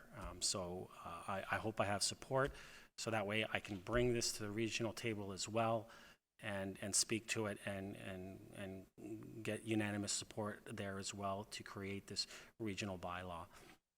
I will add, if I can, with council's indulgence, like to make an amendment just to add one more clause that this motion be sent to all 8, considering we're the 9th, all 8 other municipalities in York Region for their endorsement. Can I make that amendment? Where would this be? I'm adding a clause. Is everyone okay with that as a friendly amendment? Okay. Okay, so that's a friendly amendment. Councilor Humphries? Thank you. Through you, Mr. Chair, absolutely, this is very important. And unless I've missed something, can we actually make this part of Aurora's bylaw? That we have a smoking bylaw right now, right, that prohibits smoking in our parks and in public places. Can we not add this as part of our regular, in Aurora, not just region, but, do you know what I'm trying to say? Through you, Mr. With Mayor. reference to cannabis? We do have a smoke. Oh. Sorry, One? Through you, Mr. Chair. We doesn't currently prohibit smoking in our parks or in parking lots or things like that. It is modeled after the Smoke-Free Ontario Act, where it speaks to very limited restrictions in terms of smoking. Are you, Mr. Chair, I thought we passed a bylaw that there's no smoking in our parks. In fact, one of my friends disowned me as a friend because she can't smoke in our parks. And she blamed me for it. But she's quit since then, so I think we could be friends again. I mean, can you double check that? I can certainly double check, but there is a provision in the Smoke Free Ontario Act that speaks about smoking within 20 meters of a sports field or playground, and that is something that might be rolled into our bylaws. But unless Mr. Downey would like to respond to this, I'm not familiar of a flat-out ban of smoking. Wow, you know what, guys? Through you, Mr. Chair, I'm shocked. I'm positive. I've never seen anyone smoke in our park since that's come on. I'm not kidding you. So unless the Ontario Act may cover that, but I know that I'm kidding. We were here. I've got to look it up. Anyway, that's okay. But maybe we can do that for add this for our, maybe I can we add something to this motion that we can pass our own bylaw right now? We don't have to wait for the region. Or do you want to do separate? I'll do maybe a separate. I'm just thinking, why should we wait for the region? Let's do our own Aurora one. You're not allowed to smoke. Through you, Mr. Chair? Am I on a tangent? Through you, Mr. Chair, there is also a bylaw working group that has met a couple of times, and one of the first things that we're dealing with is a consumption and use bylaw. We've had the conversation that Mayor Marakis was bringing this motion forward. We're in agreement that a region-wide bylaw would simplify things. If we all pass our own bylaws, it becomes very confusing for residents on one side of the street versus the other side of the street and things like that. Yeah.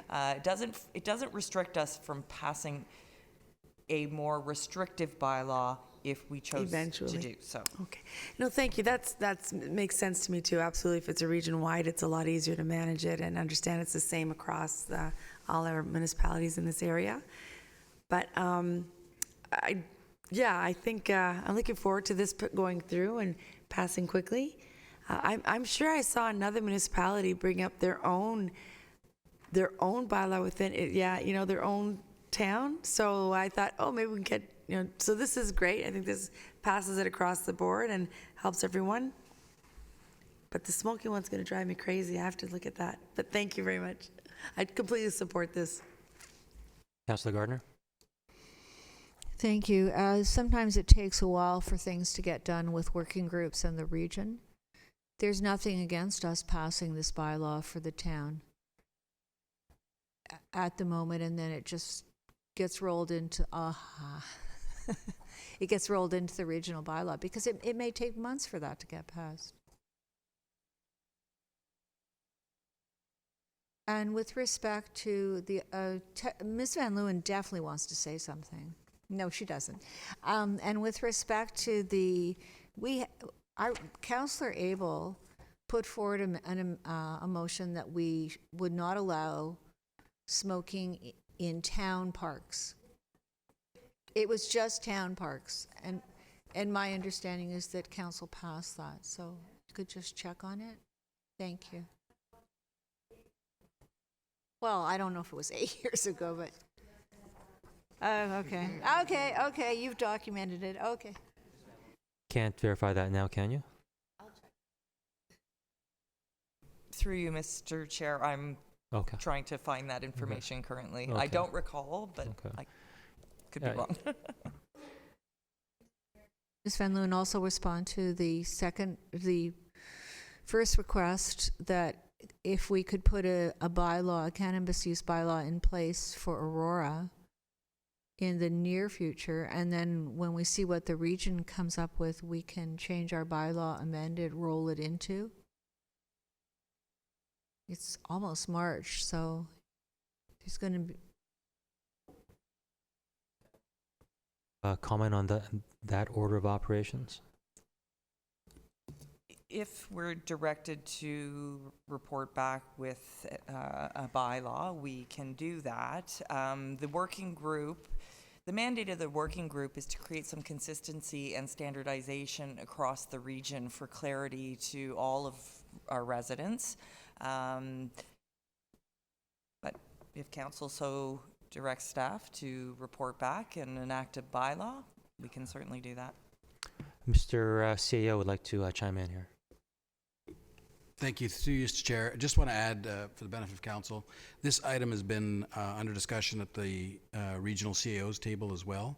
And the idea behind the regional bylaw is that there's concerns, even from a prosecution perspective, that if we have 9 different bylaws across the region, we're just going to find ourselves in a situation where we can't enforce them anyway, because they're all going to be different, and we're going to be scrambling with 9 different sets of precedents and 9 different sets of definitions.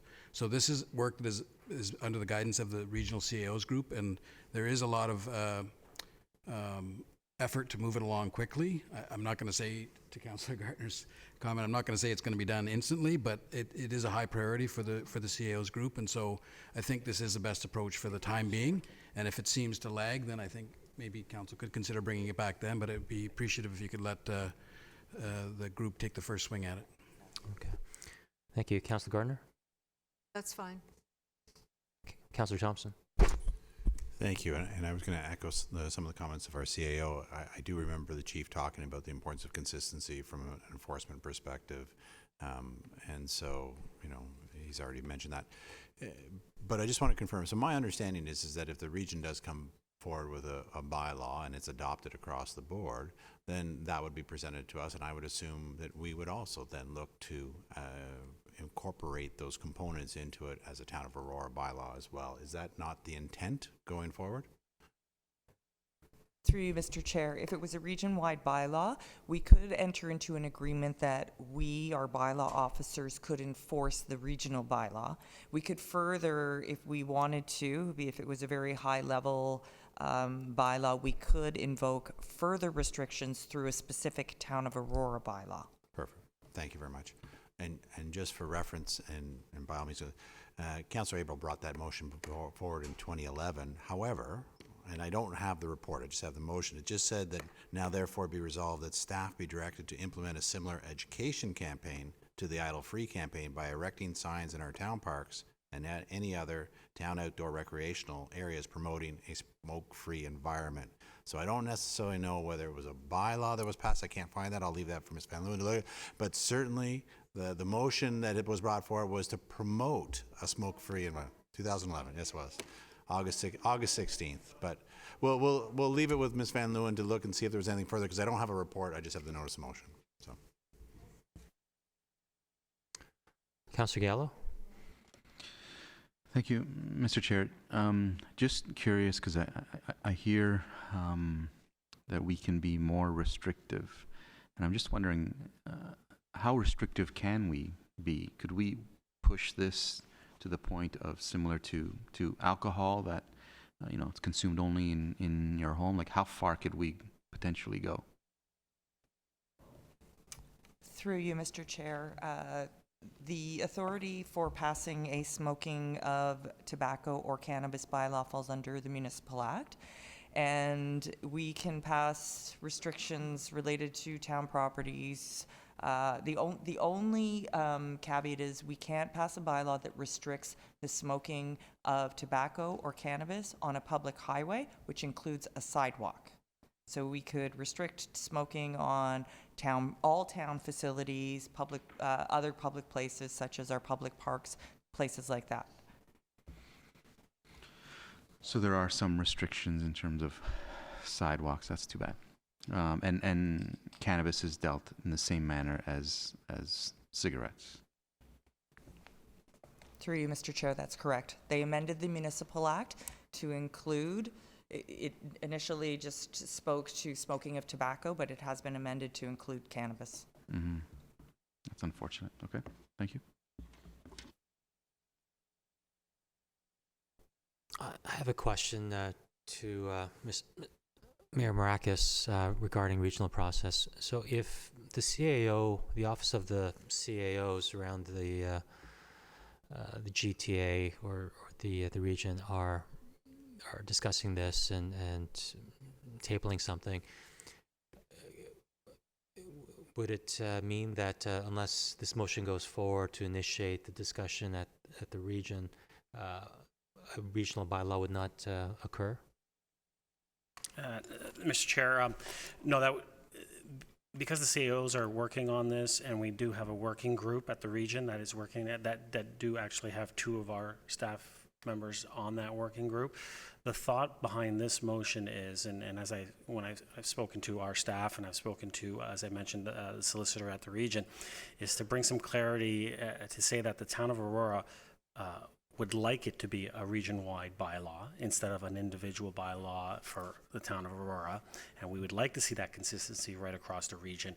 And what this will do is will help bring clarity and direction to the working group to say that if I can bring this to the region as well, and at regional council, everyone agrees that it should be a regional bylaw, then it gives that working group that direction to say that this is the direction of council, the will of the region to have a region-wide bylaw, and they can now put forward something very easily to the region and get it passed very quickly.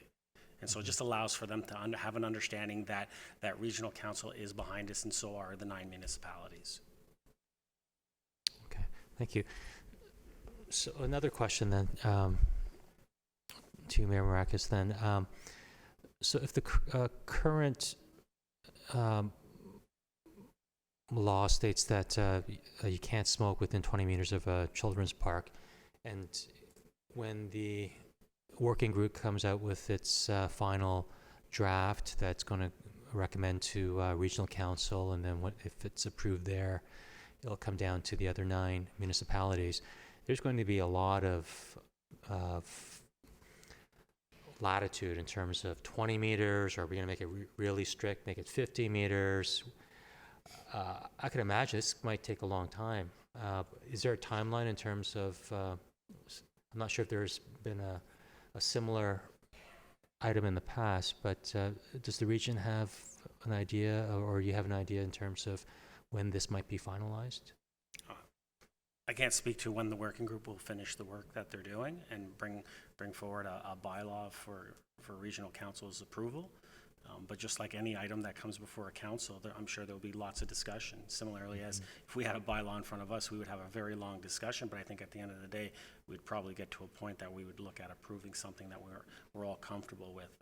But I think that and this is part of why this motion is in front of us, is because if we can get this, as I said, if we can get this in front of regional council and we can have this discussion ahead of time, and provide some clarity as far as some of the things that some of the municipalities would like to see, then it gives that direction to the working group to say that, well, Markham would like to see this, Richmond Hill would like to see this, and it gives them an easier time to come up with something that they believe will get passed very quickly because they've heard the comments around the table. Similarly, when we get something here and we have a discussion ahead of time, and we always say that, staff, you've heard our comments, now go back and develop what you've heard from us. And when it comes back, it's usually in line with what we're all thinking, and it gets passed. And so that's kind of where this motion's coming from. It's like, let's get in front of regional council, let us have that discussion, let's try to come up with some of the ideas that we would like to see within there, and give that direction to the working group so that they can come back in a timely manner for us to have something in place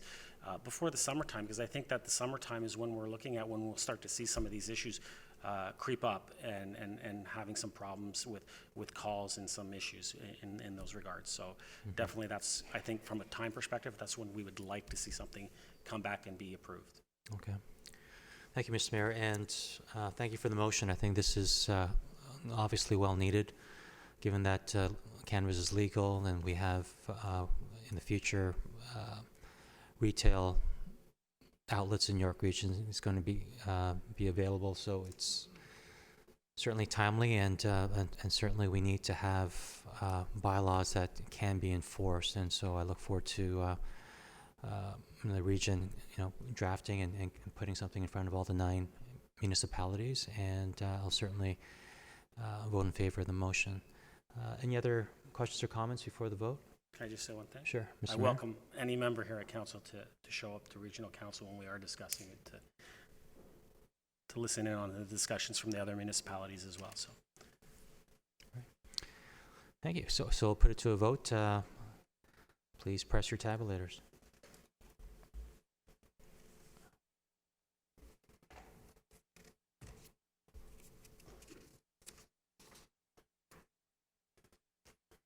Passes unanimously.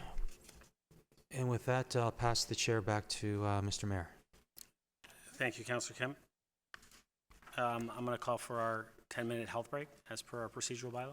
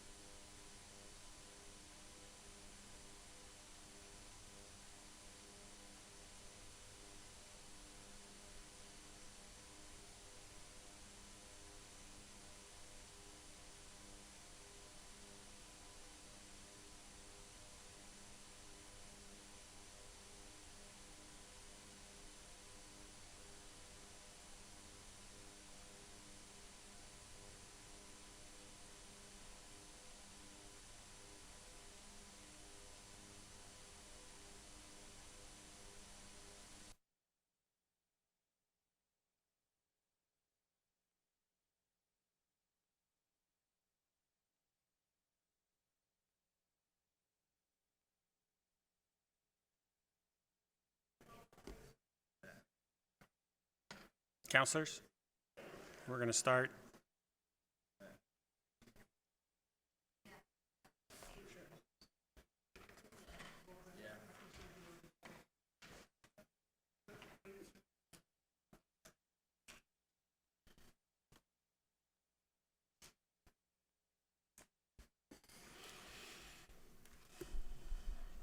Okay, council, we're back.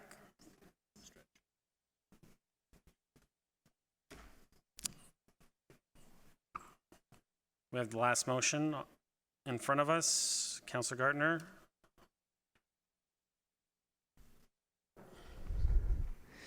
Thank you, Mr. Mayor. I think this is pretty And sorry. You're going to move it? Yes, please. Move as is? Yes, please. Second? Seconder? Councilor Gallo. Councilor Gardner, go ahead. I think this motion is pretty straightforward, and we did have this property come to us in the last council term, and none of the previous information, I mean, if there is any previous information on this land, none of it came to us. So I'm assuming it wasn't relevant and is just long past, or else we would have received, if it had been pertinent now, we would have received it. And so we didn't. So I just think this is kind of a non-event to help our residents. Thank you, Councilor Gardner. Any other comments or questions on this motion? Seeing none. Oh, Councilor Gallo. I just want to be sure that obviously any closed session stuff that has not been released by council, we should either be formally, if we deem it's okay to be released, we should be formally doing that if it hasn't already been done. So obviously, I'm not in favor if we're releasing stuff clearly that council has not said yes to releasing. I assume any FOI is not going to include any in-camera material unless council releases it. So if the intent is to review all of the in-camera stuff, and if we deem, or review all correspondence, and if we deem particularly in-camera stuff can be released because it poses no legal issues with the town, then I'm in favor of it. Okay, thank you. Councilor Gallo, I'll just ask Ms. DeSario, I guess, or clerk, whoever wants to answer this. If this motion passes tonight, would it just automatically release any closed session report that deals with these two specific properties? To you, Mr. Mayor, I would suggest yes, it does because of the way it's worded, except for anything currently being considered by council in closed session. Councilor Gallo, does that help? Well, yes, I'm not in favor of that, obviously. I think we need to first release those items if we deem it's appropriate. Decide to have them in open public consumption, whatever the term is. Well, I think by virtue of that fact that we would release it, it would be in the public and there's no point in an FOI.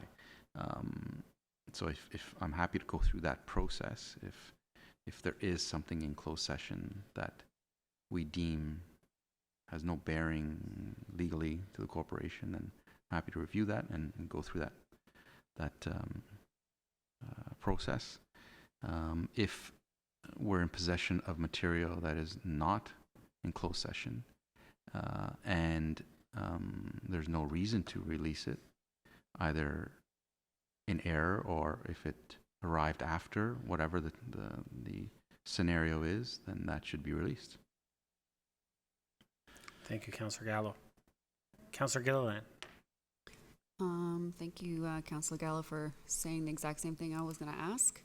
I guess one of the questions I have is, have we ever released anything in closed session that we have felt that might be, I guess, not liable to the town ever before? Through Mr. you, Clerk? Mr. Chair. Through you, Mr. Mayor, not that I'm aware of, but it certainly could have happened before my time. But Councillor- I haven't seen a motion that's such from council. Councillor Gilliland? Or would we have privy to be able to read these documents before making any kind of decision to release anything or even deem to release anything? Or do we have counsel to advise us, like legal to advise us what we feel is appropriate as well? If I'm understanding you correctly, are you asking the clerk that if this motion passes, would we have an opportunity to review the items that would be released? If that's the process, yes. And I believe the clerk will say that, and from my understanding is that if we pass this the way it's worded, Not the way it's worded, you're right. It the should way it's not be. worded, we would not have an opportunity to review the items. They would just be released. And I think that's what Ms. DeSario answered when I asked that question. Okay, So, I just want to make it clear, because it's a pretty serious thing that we're about to do, or may do. okay. Thank you, Councillor Thank Gilliland. Councillor Humphreys.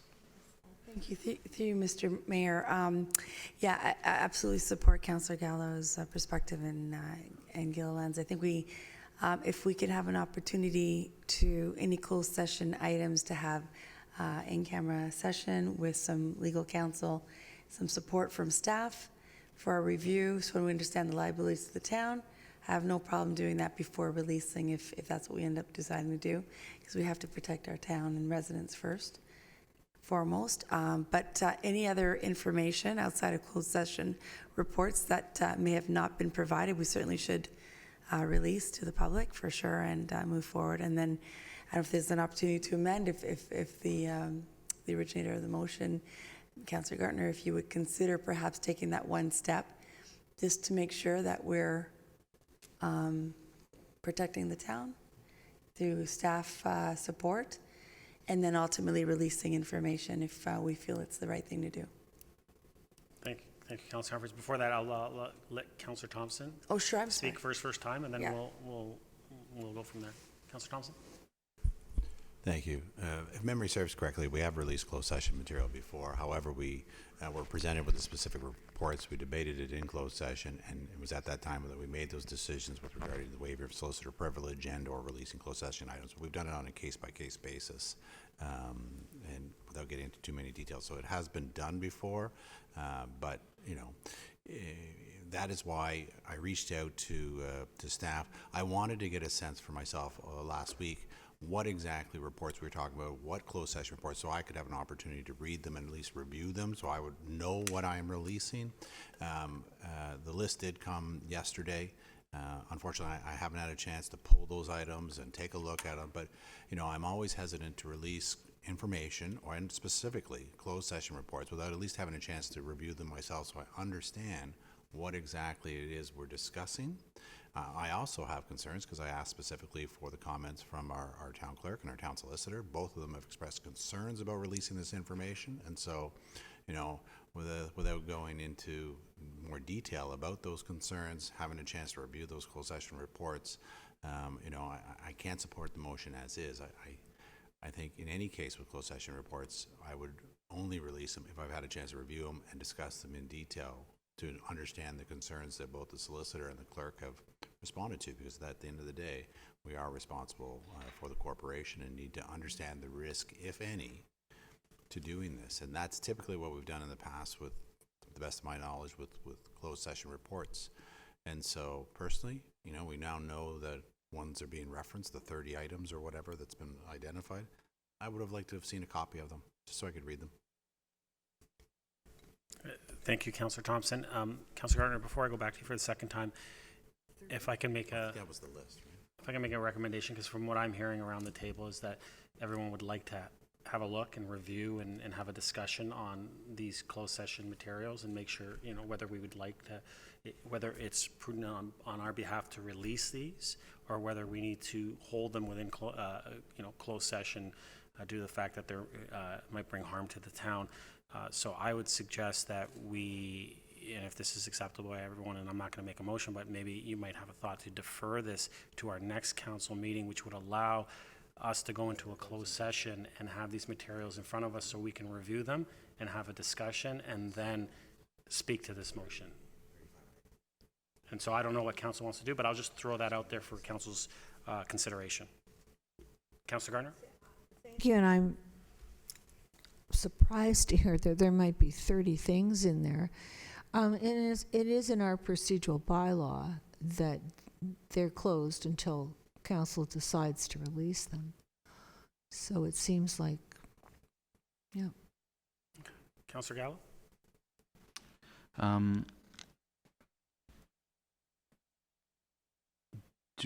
There was an FOI. Do we have in our possession items that are not in closed session that can be legally released? Or maybe I should ask, have we released everything that we're able to release regarding that file and those two properties? Obviously, not closed session. Mr. Clerk? Through you, Mr. Mayor, the FOI that in question that's been raised this evening, the timelines on that specific FOI were 2013 and prior to that. So we have released everything that we're able to, 2013 and prior. The other documents associated with, that we would release should this motion pass, is generally correspondence between staff and various agencies. Councilor Gallo? So we do have other correspondence after 2013 that is not closed session and could technically be released. Mr. Clerk? Yes, we definitely prefer to do it through the Freedom of Information process because the emails do contain personal information that we must redact before, of course, but certainly. Councilor Gallo? Okay. That was it. So council, if someone wants to put something forward, am I calling the vote? Do you want to defer this? Or otherwise I'll call it. Councilor Galloway? I'd ask to defer it to closed session. Is that what you're saying? Defer it to the next council meeting. Yeah, what you had suggested. And then have a closed session in between so council has time to review the materials that are in question? Yes. Second? Councilor Kim? Mr. Clerk, do you have that? Can we get that on the screen for everyone? Yeah. So council, just take a second to get it on the screen.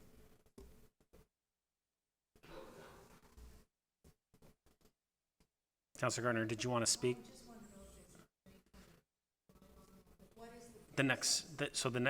This motion will come back to the next council meeting, and the closed session will come between the next council meeting and today. Could be at a GC or it could be at council. So basically between today and the next council meeting, we will go into closed session to discuss this. Okay.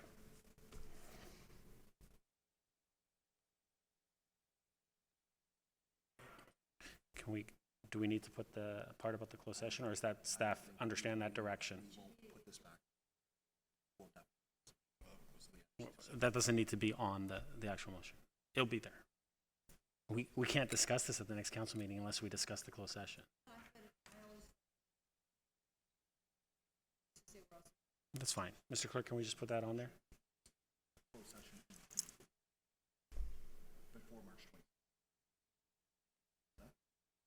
But how about before the council meeting on March 26th? March 26th.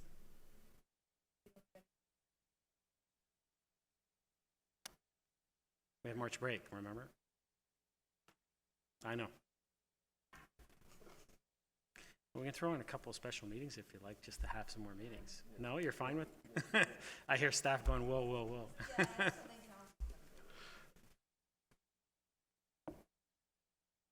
Yeah, you got a couple of budget meetings, Councilor. Library Square. Development charges. We've got lots of meetings coming up.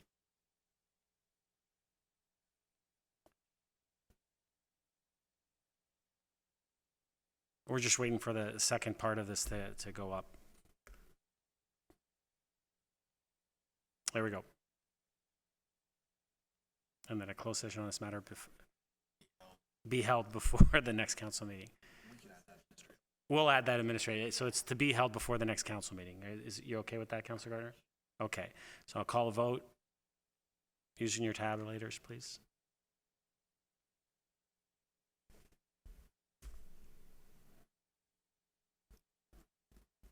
That carries unanimously. Regional report. A motion to receive. Councillor Kim, Councillor Gardner, any comments or questions on the regional report? Councillor Gardner. I just noticed that you're going to be, I think, in a couple of days, deciding what the budget is going to be. Yes. So, I guess you won't be able to report back to us until. I will let you know individually. I also probably will have something out on social media as well, but I can tell you Well- there was a very long and heated discussion in regards to the 1% infrastructure levy. Yeah. It didn't pass at committee of the whole, but with council this Thursday, you never know what could happen. Similarly, as we do here, sometimes things change. So currently, the budget is 3.3%, 3.37, and that 1% is still up in the air. But as of now, it was defeated. Thank you. So in other words, it could be 4.47, but you don't think that's going to happen. It could be 4.37. 4.37, but you don't think that's going to happen. It didn't happen last week, but Okay. we'll see. We'll see. Any other questions on the regional report? Seeing none, I'll call a vote using your tabulators.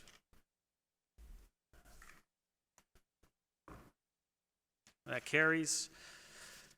New business. Start with my left, Councillor Gallo. No, that's public service. Nothing? Councillor Thompson? No. Councillor Gardner, new business. Thank you, Mr. Mayor. We in limbo is the motion that council passed about the sewer use bylaw, draining of the hot tubs and the pools. And I think so could staff check the motion that went from council to staff? There was another step that had to be taken, but I don't remember what it is. And it had to do with checking the regional bylaw. I don't know, was Councillor Perry's concern? Ms. Van Loen, can you just take a look and update us on Thank you. what's happening with that? Just because before we know it, we're going to be able to use pools. Definitely. Thank you, Councillor Gardner. If you have one. If you have one. Councillor Kemp, new business. Councillor Humphreys, new business. Is bylaw? No? No, public service announcement or? Next. Next. Councillor Gilliland? Yeah, I have a question, actually. You have a question? Go ahead.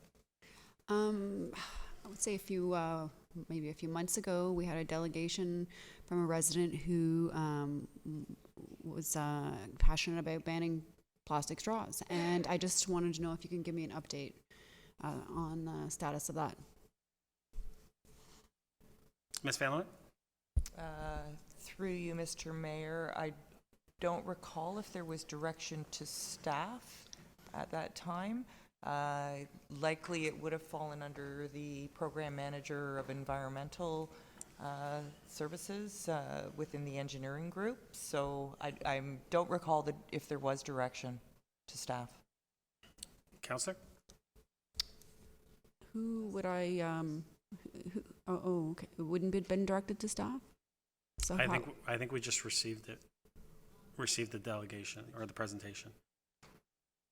So there was really nothing. So if Councillor, if you did want to bring something forward, you could bring it forward in a notice of motion.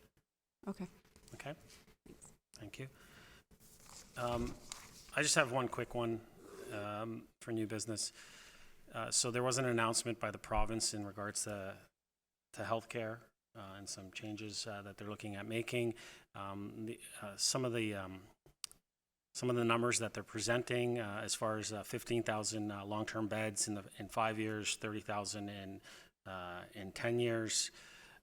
I did reach out to the minister, and I wanted to let them know and let it be known that Aurora will be pursuing opportunities, and we want to be part of the solution, and be active in bringing those beds here to Aurora. We would like, considering our proximity to South Lake, I think it's a perfect fit for us to make sure that Aurora is at the forefront when it comes to healthcare for our residents and even for the region. So I have put that call out to the minister. I'm waiting to speak to her about this, and I just want everyone to know that we are going to be working hard to pursue those opportunities in the medical field. All right, so we'll move to public service announcements. Councillor Gilliland. Yes, you are. Okay.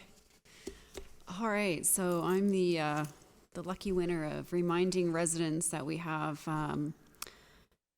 7 weeks left of winter parking restrictions till April 15th, but rest assured, spring is around the corner. So just a quick reminder, and that we all thank you for your cooperation and making sure that our roads are clear and safe.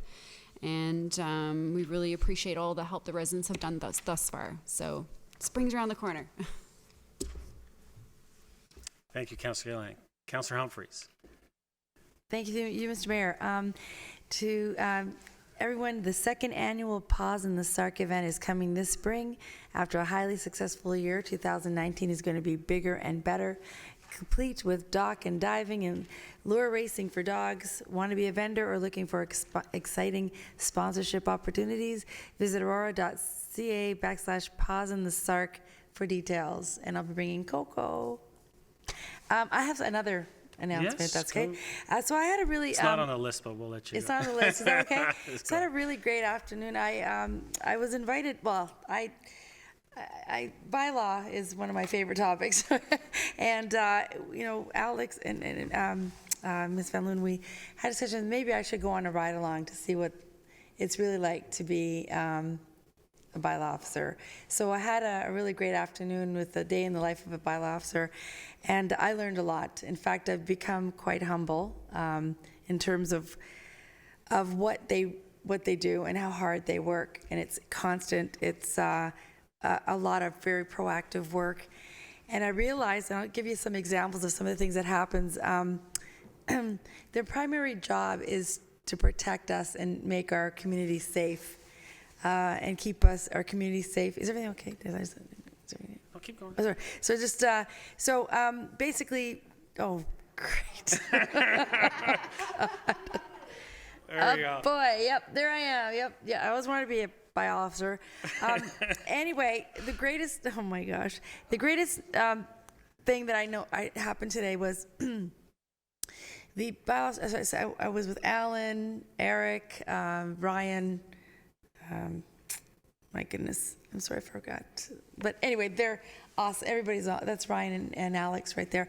So they provide really safety. So the first thing that happened this morning is we're at the school zone and there's people parked in the fire route, just parking there.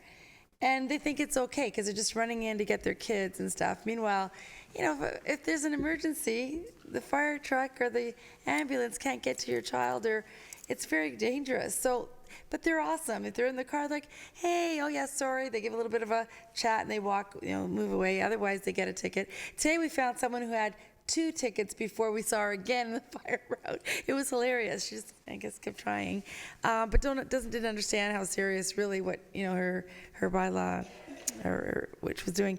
One of some really cool things, overnight parking shifts. So we've got full-time employees, bylaw officers, and the night shift when we started doing the parking for snow removal, they had over 100 tickets in one night in one little area of town. But they did more of an education program. Well, within the next few weeks, they did 30 tickets across our entire town. So education really does work, and that's their primary goal, is to educate and remind people. So really, bylaw officers are really great. And you should see how grateful people were, by the way, when they were telling people to move from the fire routes and to for safety. The parents were like, "Thank you. We want our kids to be safe. Continue to do this." I'm thinking, wow, people actually appreciate all their hard work. So again, my eyes are open to the hard work that they did. Here's one really cool situation. I think what's difficult, I never really, bylaw doesn't get a lot of kudos and because their job is like, oh, here they come, they want to walk away. But there was a family that had a property standards complaint and quite serious issues, and the family truly could not afford to fix their problems. And one of them was a basement leaking and mold. So our guys went and found a program with the region that help fund this basement renovation for this family that could not afford it. Made the neighbors thrilled because the house on the outside looked presentable, and they were thrilled because they had a safe basement for their family. So of course there's processes to go through that and T4s and everything, but that's what the bylaw officers did. They helped this family. The other thing that happened this morning that I was absolutely appalled at, and apparently it's quite constant, is people that don't have wheelchair access for parking stickers, and they're using them. So today, $400 ticket, no problem. And here is a senior trying to get to her doctor's appointment and said, yeah, I've got a sticker for my car, but this happens all the time. So, and there's no, and I'm very pleased that there's no education there. They know better. Everyone knows better. There's huge signs. So really, I can go. One quick one that I think is really cool. There was a proactive approach on Hartman School. So they had a lot of problems with parking there, and no standing, no parking, and people upset, and teachers and parents. So Alex and team put on an information session to see what would work with the school and the teachers and the principal, and they actually came up with a fantastic solution to allow additional parking on one side of the school, no parking, of course, where the fire route is, and some additional parking in front of the school, sort of in the drop-off and pickup, that really accommodated most of that pickup and drop-off during those high hours, and really went well, really well. The greatest thing was those great trucks. They were awesome, by the way. As soon as someone saw them coming, they would move from where they were parking. So it sure works in terms of, here comes bylaw, let's get out of the way. So anyway, all in all, to say I had a really great day. I suggest if everyone has an opportunity to sit with them, just see what it's all about, because it helps me understand sort of they have to enforce to keep us safe. And understanding that allows me to be more in tune of why they have to keep doing what they're doing. And it really is the number one thing, is to keep our community safe and consistent across the board. So thank you very much to Ms. Van Leeuwen and Alex and team, because I had a really great day, and I'm really appreciative of it. Thanks. Thanks, Councillor Humphreys. I'm sure you had a great time. I did. I like the best. And I appreciate the fact that you didn't come give me a ticket. Well, I tried when I took the mayor's name off and put councillor and your parking spot, but Yes. they Thank changed, you. staff changed it back very quickly. Thank you. Ms. Van Leeuwen, is this something that we can all, at some point, maybe have a day in the life of bylaw? To you, Mr. Mayor, yes, absolutely. We would love to accommodate any of you who wish to do a ride along. Okay. Yeah. That's great. So, Yeah. I mean, if everyone wants to have as much fun as Councillor Humphreys, I suggest you set a day. That's awesome. Thank you. Councillor Kim. Thank you, Mr. Mayor. I'm actually kind of surprised that bylaw officers need a vest, but hopefully it's not required. The town is now accepting applications for the John West Memorial Leaders of Tomorrow Scholarship Award. The town of Aurora encourages local students entering their first year of full-time post-secondary study to apply for the award. The scholarship honors students who have contributed to the advancement and overall well-being of Aurora, and deadline is May 1st. So to apply, please visit aurora.ca/leaders of tomorrow. Thank you, Councillor Kim. Councillor Gardner. The town of Aurora wants to hear your thoughts regarding future development in areas designated as stable neighborhoods. Town staff are looking for feedback and suggestions regarding future direction for stable neighborhoods and how town council can best protect and safeguard against developments that do not fit in with these neighborhoods. Stable neighborhoods will be discussed at a public planning meeting on March 27th at 7 p.m. at the Aurora Town Hall. Feedback can be submitted online at PlaceSpeak, that's all one word, placespeak.com/stable neighborhoods. Thank you, Councillor Gartner. Councillor Thompson. Thank you. The town is currently working on an economic development strategy that will guide Aurora's economic development activities for the short and the long term. Residents' thoughts are a valuable insight into our local economy and opportunities for economic growth. We encourage and invite residents to take part by taking part in a survey that's on the Town of Aurora's website, aurora.ca, and just simply click on Have Your Say on the banner, and we welcome your input. As a reminder, we had the chair of the Run for Southlake here earlier. There's an early bird for registration, which expires on March 1st, but otherwise certainly get your name in early. Register a team and participate in the run, which happens at the end of April. And finally, it is budget time. If you're interested in attending budget meetings or having some input into them, visit the town's website and you can see a list of our next and upcoming meetings. Thank you, Councillor Thompson. Councillor Gallo. Thank you, Mr. Mayor. The Spring and Summer 2019 Community Service Program Guide has been delivered. There are many programs and activities for the entire family to enjoy.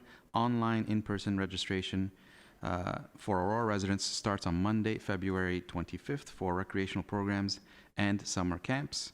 Aquatics registration for residents starts on Monday, March 4th. Register for select summer camps from Monday, February 25th to Friday, March 8th and receive 10% off. For more information, please check our summer camps insert inside the Spring and Summer 2019 program guide or visit aurora.ca/summer camps. Thank you, Councillor Gallo. So I have one here. The town of Aurora believes in inspiring volunteerism and recognizing citizens who have made a positive impact in our community. If you know an individual, corporation, or business who have given their own time for the benefit of others, gone that extra mile in supporting our community, or made Aurora a better place to live, then you can download a nomination form at aurora.ca/CRA or pick up a copy at the town facility reception desk. The nomination deadline is Friday, April 5th, 2019. And for more information, you can visit, as I said, aurora.ca/CRA, or you can call 905-726-4762. We didn't have a council meeting. During Family Day, we had our annual Arctic adventure. It was a great success. The weather was great. It was a little bit cold, but I think that the sun being out welcomed a lot of residents to come out, and it was very packed. The kids were enjoying a beautiful day. The ice sculptures were pretty amazing, actually, and so I just wanted to thank staff for all the hard work. Shelley Ware and the special events team, Robin and your team, everything that they did to put that day together. So thank you very much for that, and thank you to all staff. If you can pass that along, we appreciate it. That being said, Council, I'll move to bylaws. A motion to approve the bylaws. Councilor Humphreys, Councilor Kim, using your tabulator.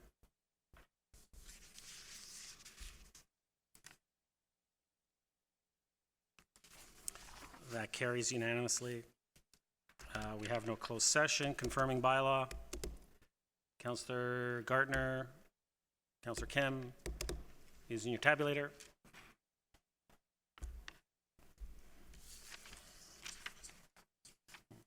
That carries unanimously.